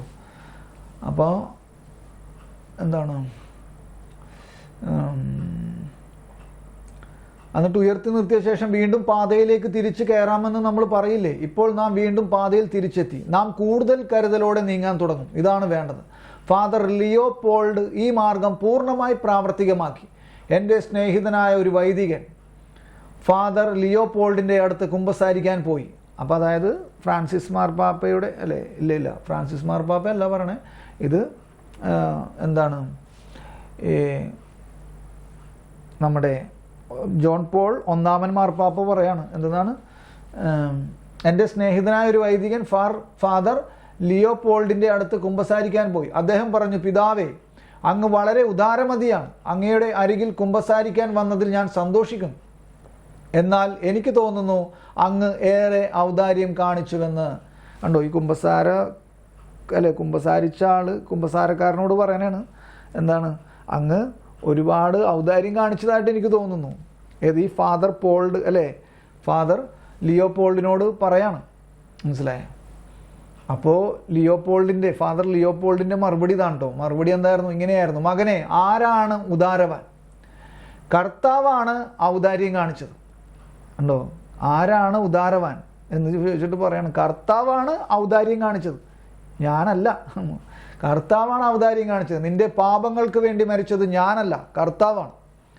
കള്ളനോടും മറ്റുള്ളവരോടും ഔദാര്യം കാണിച്ചവൻ എങ്ങനെ ഔദാര്യം കാണിക്കാതിരിക്കും? കള്ളനോടും മറ്റുള്ളവരോടും ഔദാര്യം കാണിച്ചവൻ എങ്ങനെ ഔദാര്യം കാണിക്കാതിരിക്കും? അപ്പം കുമ്പസാരക്കൂട്ടിലെ കുമ്പസാരക്കാരനായ വൈദികൻ നമ്മളോട് നമ്മുടെ പാപം കേൾക്കുകയും അതിന് പാപമോചനം നൽകുകയും ചെയ്യുമ്പോൾ ആ വൈദികനല്ല, അല്ലേ? ആ വൈദികനിലൂടെ കർത്താവീശോ മിശിഹായാണ്, അല്ലേ? ആ പാപങ്ങൾ കേൾക്കുകയും ആ പാപത്തിന് മോചനം നൽകുകയും എല്ലാം ചെയ്യണം, അല്ലേ? ഔദാര്യം കാണിക്കുന്നത് കർത്താവാണ്, ഞാനല്ല. ആരാണ് ഔദാര്യം കാണിച്ചത്? ഞാനാണോ? അല്ല, കർത്താവാണ്. ലിയോപോൾഡ് മാൻഡിക്കിനെ കുറിച്ച് പള്ളിപ്രസംഗത്തിൽ കാർദിനാൾ ലൂസിയാനി പറഞ്ഞത് ഇതാണ്. അപ്പോൾ ആ ജോൺ പോൾ ഒന്നാമൻ മാർപ്പാപ്പ പറഞ്ഞത് ഇതാണ്. വിശുദ്ധ ജോൺ പോൾ രണ്ടാമൻ മാർപ്പാപ്പ പിന്നീട് ഫാദർ ലിയോപോൾഡിനെ വിശുദ്ധനാക്കി പ്രഖ്യാപിക്കുകയുണ്ടായി.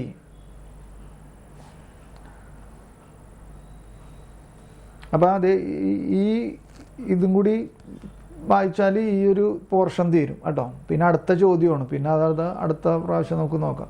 എന്നെ സംബന്ധിച്ചിടത്തോളം മറ്റൊരു പ്രധാന വ്യക്തി ഫാദർ ജോസ് റാമോൺ അരിസ്റ്റിയാണ്. റോമിലെ ഇടവക വൈദികരെ കണ്ടുമുട്ടിയപ്പോൾ ഞാൻ ഫാദർ ജോസ് റാമോൺ അരിസ്റ്റിയെക്കുറിച്ച് പരാമർശിക്കുകയുണ്ടായി. 1996 90 വയസ്സ് കടന്ന ശേഷം അദ്ദേഹം അന്തരിച്ചു. അദ്ദേഹം വലിയ കുമ്പസാരക്കാരനായിരുന്നു. വൈദികരടക്കം നിരവധി ആളുകൾ അദ്ദേഹത്തിൻ്റെ അടുത്ത് കുമ്പസാരിക്കാൻ എത്തിയിരുന്നു. കുമ്പസാരം കേൾക്കവേ അദ്ദേഹം കുമ്പസാരിക്കാൻ വന്ന ആളുടെ കൈകളിൽ തൻ്റെ ജപമാല നൽകും. കണ്ടോ, കുമ്പസാരിപ്പിച്ചുകൊണ്ടിരിക്കെ കുമ്പസാരം കേൾക്കാൻ വന്ന ആളുടെ കയ്യിൽ ഈ വൈദികൻ്റെ ജപമാല നൽകും. ഫാദർ ജോസ് റാമോൺ എന്ന് പറഞ്ഞ ഈ വൈദികൻ എന്നിട്ട് ജപമാല നൽകും. പാപം മോചിക്കുമ്പോൾ അദ്ദേഹം കുമ്പസാരിക്കാൻ എത്തിയ വ്യക്തിയോട് ജപമാലയിലെ ചെറിയ കുരിശ് ചുംബിക്കാൻ പറയുമായിരുന്നു. എന്നിട്ട് ആ കുരിശൊന്ന് ചുംബിക്കാൻ പറയുന്നു ജപമാലയിൽ. പാപം മോചിപ്പിക്കുമ്പോഴും പറയും. അദ്ദേഹം മരിച്ചപ്പോൾ ഞാൻ ബ്യൂണസ് അയേഴ്സിലെ സഹമെത്രാനായിരുന്നു. കണ്ടോ, ആ വൈദികൻ മരിക്കുമ്പോൾ ഫ്രാൻസിസ് മാർപ്പാപ്പ ബ്യൂണസ് അയേഴ്സിലെ സഹമെത്രാനായിരുന്നു. അന്നൊരു വലിയ ശനിയാഴ്ച വൈകുന്നേരം, ഈസ്റ്റർ ഞായറാഴ്ച ഉച്ചഭക്ഷണത്തിന് ശേഷം ഞാൻ പള്ളിയുടെ ശവകുടീരത്തിങ്കിലേക്ക് ഇറങ്ങി. അദ്ദേഹത്തിൻ്റെ ശവപ്പെട്ടിയുടെ സമീപം പൂക്കളൊന്നും ഇല്ലായിരുന്നു. ഞാനൊരു പൂച്ചെണ്ട് തെരഞ്ഞു. ഞാൻ ആ പൂവുകൾ അവിടെയും ഇവിടെയുമെല്ലാം ഇടാൻ തുടങ്ങി. ഈ പറഞ്ഞ ഫാദറിൻ്റെ ശവകുടീരത്തിൽ ഫ്രാൻസിസ് മാർപ്പാപ്പ വന്ന് അല്ലേ പൂക്കളൊക്കെ ഇടാൻ തുടങ്ങി എന്ന് പറയണം. ജപമാല അദ്ദേഹത്തിൻ്റെ കൈകളിൽ ചുറ്റിപ്പിടിച്ചിരിക്കുന്നത് ഞാൻ കണ്ടു. ആ ജപമാല അദ്ദേഹത്തിൻ്റെ കൈകളിൽ ചുറ്റിപ്പിടിച്ചിരിക്കുന്നത് ഞാൻ കണ്ടു. ആ ചെറിയ കുരിശെടുത്തുകൊണ്ട് ഞാൻ പറഞ്ഞു, നിൻ്റെ കാരുണ്യത്തിൻ്റെ പകുതി എനിക്ക് തരൂ. മനസ്സിലായോ? ആ കുരിശല്ലേ, ആ കുരിശ്, ആ ചെറിയ കുരിശെടുത്തുകൊണ്ട് ആര് പറഞ്ഞു? ഫ്രാൻസിസ് മാർപ്പാപ്പ പറയാണ്, നിൻ്റെ കാരുണ്യത്തിൻ്റെ പകുതി എനിക്ക് തരൂ. ആ നിമിഷം മുതൽ ആ കുരിശ് എന്നോടൊപ്പമുണ്ട്. ഞാൻ അത് നെഞ്ചിൽ ധരിക്കുന്നു. ഒരാളെക്കുറിച്ച് മോശമായി ചിന്തിക്കാൻ തുടങ്ങുമ്പോൾ, കണ്ടോ, ഒരാളെക്കുറിച്ച് മോശമായി ചിന്തിക്കാൻ തുടങ്ങുമ്പോൾ ഞാൻ ആ കുരിശിൽ സ്പർശിക്കും. എന്താ പറഞ്ഞേ? ഞാൻ ഒരാളെക്കുറിച്ച് മോശമായി ചിന്തിക്കാൻ തുടങ്ങുമ്പോൾ, ഒരാളെക്കുറിച്ച് മോശമായി പറയാൻ തുടങ്ങുമ്പോൾ എന്നല്ല, അതിനേക്കാളെല്ലാം ഉപരിയായിട്ട് മോശമായി ചിന്തിക്കാൻ തുടങ്ങുമ്പോൾ തന്നെ ഞാൻ ആ കുരിശിൽ സ്പർശിക്കും. എന്നെ സംബന്ധിച്ചിടത്തോളം അത് നല്ല അനുഭവമാണ്. കരുണാമയനായ ഒരു പുരോഹിതൻ്റെ ഉദാഹരണം ഇവിടെയുണ്ട്. ജനങ്ങളോട് അടുത്ത് ഇടപഴകിക്കൊണ്ട് അവരുടെ മുറിവുകൾ എങ്ങനെ വെച്ചുകെട്ടാമെന്ന് അറിയുന്ന ഒരാളാണിത്. ശ്രദ്ധിച്ചോ? ജനങ്ങളോട് അടുത്തിടപഴകിക്കൊണ്ട് അവരുടെ മുറിവുകൾ, അവരുടെ ഏത് മുറിവുകൾ? മനസ്സിലായോ? ശരീരത്തിലുള്ള മുറിവുകളാണോ? ഉണ്ടോ? അവരുടെ മുറിവുകൾ എങ്ങനെ വെച്ചുകെട്ടാമെന്ന് അറിയുന്ന ഒരാളാണിത്. അതാണ് മുറിവേറ്റ ഹൃദയങ്ങളെ എളിമയോടുകൂടി സമീപിക്കണമെന്ന് പറഞ്ഞത്. മുറിവേറ്റ ഹൃദയങ്ങളെ എളിമയോടുകൂടി സമീപിക്കുക. ജനങ്ങളോട് അടുത്തിടപഴകിക്കൊണ്ട് അവരുടെ മുറിവുകൾ എങ്ങനെ വെച്ചുകെട്ടാമെന്ന് അറിയുന്ന ഒരാളാണിത്. ആ ഫാദറിനെ കുറിച്ച് ഫ്രാൻസിസ് മാർപ്പാപ്പ പറയാം, ഇങ്ങനത്തെ വൈദികരെയൊക്കെ താങ്കൾക്ക് ഓർമ്മയുണ്ടോ? കരുണയോടുകൂടിയ ഒരു വൈദികരെയൊക്കെ താങ്കൾക്ക് ഓർമ്മയുണ്ടോ എന്നുള്ള ചോദ്യത്തിന് പറഞ്ഞ ഉത്തരമാണിത്. മനസ്സിലാവുന്നുണ്ടോ? അപ്പോൾ ഇത് ഇത്രയുമാണ്. ഇപ്പം നമ്മളിവിടെ നിർത്തണേണ്. ഇനി വേറൊരു കാര്യം എന്താണെന്ന് വെച്ച് കഴിഞ്ഞാൽ, നമ്മൾ ഇത് എവിടെയാണ് പറഞ്ഞു നിർത്തിയത്, എന്തൊക്കെയാണ് പറഞ്ഞതെന്നൊക്കെ ഉള്ളത് നിങ്ങളുടെ ഉള്ളിൽ, കാരണം ഇത്രയും ഗ്യാപ്പാണ് പറഞ്ഞത്. ആഴ്ചയിൽ ഒരു ദിവസമാണ് നമ്മളിത് ചെയ്യണമല്ലോ. അപ്പോൾ ഈ ഒരു ഗ്യാപ്പ് വരുമ്പോഴത്തേക്കും നമുക്കതത്ര ഒരു സുഖകരമാകില്ല ചിലപ്പോൾ, പിന്നീട് കേൾക്കാനിരിക്കുമ്പോഴേ. അപ്പോൾ അത് നിങ്ങൾ വീണ്ടും അതൊന്ന് കേട്ടിട്ട് വേണം, അതിൻ്റെ പകുതി കേട്ടിട്ട് വേണം എന്ത് ചെയ്യാൻ. പകുതിയല്ല, അതിൻ്റെ അവസാന ഭാഗം ഇപ്പോൾ അവിടെ നിർത്തി അതിൻ്റെ ഒരു ഐഡിയ അല്ലെങ്കിൽ അതൊക്കെ കിട്ടിയിട്ട് വേണം ഇനി അടുത്തത് കേൾക്കാനിരിക്കാൻ കേട്ടോ. നമുക്ക് നിർത്താം. പിതാവിൻ്റെയും പുത്രൻ്റെയും പരിശുദ്ധാത്മാവിൻ്റെയും നാമത്തിൽ ആമേൻ. വിശുദ്ധ കുരിശിൻ്റെ അടയാളത്താലെ ഞങ്ങളുടെ ശത്രുക്കളിൽ നിന്നും ഞങ്ങളെ രക്ഷിക്കണേ ഞങ്ങളുടെ തമ്പുരാനെ. പിതാവിൻ്റെയും പുത്രൻ്റെയും പരിശുദ്ധാത്മാവിൻ്റെയും നാമത്തിൽ ആമേൻ. ഈശോ സ്തുതിയായിരിക്കട്ടെ. ഓഫ് ചെയ്യട്ടെ.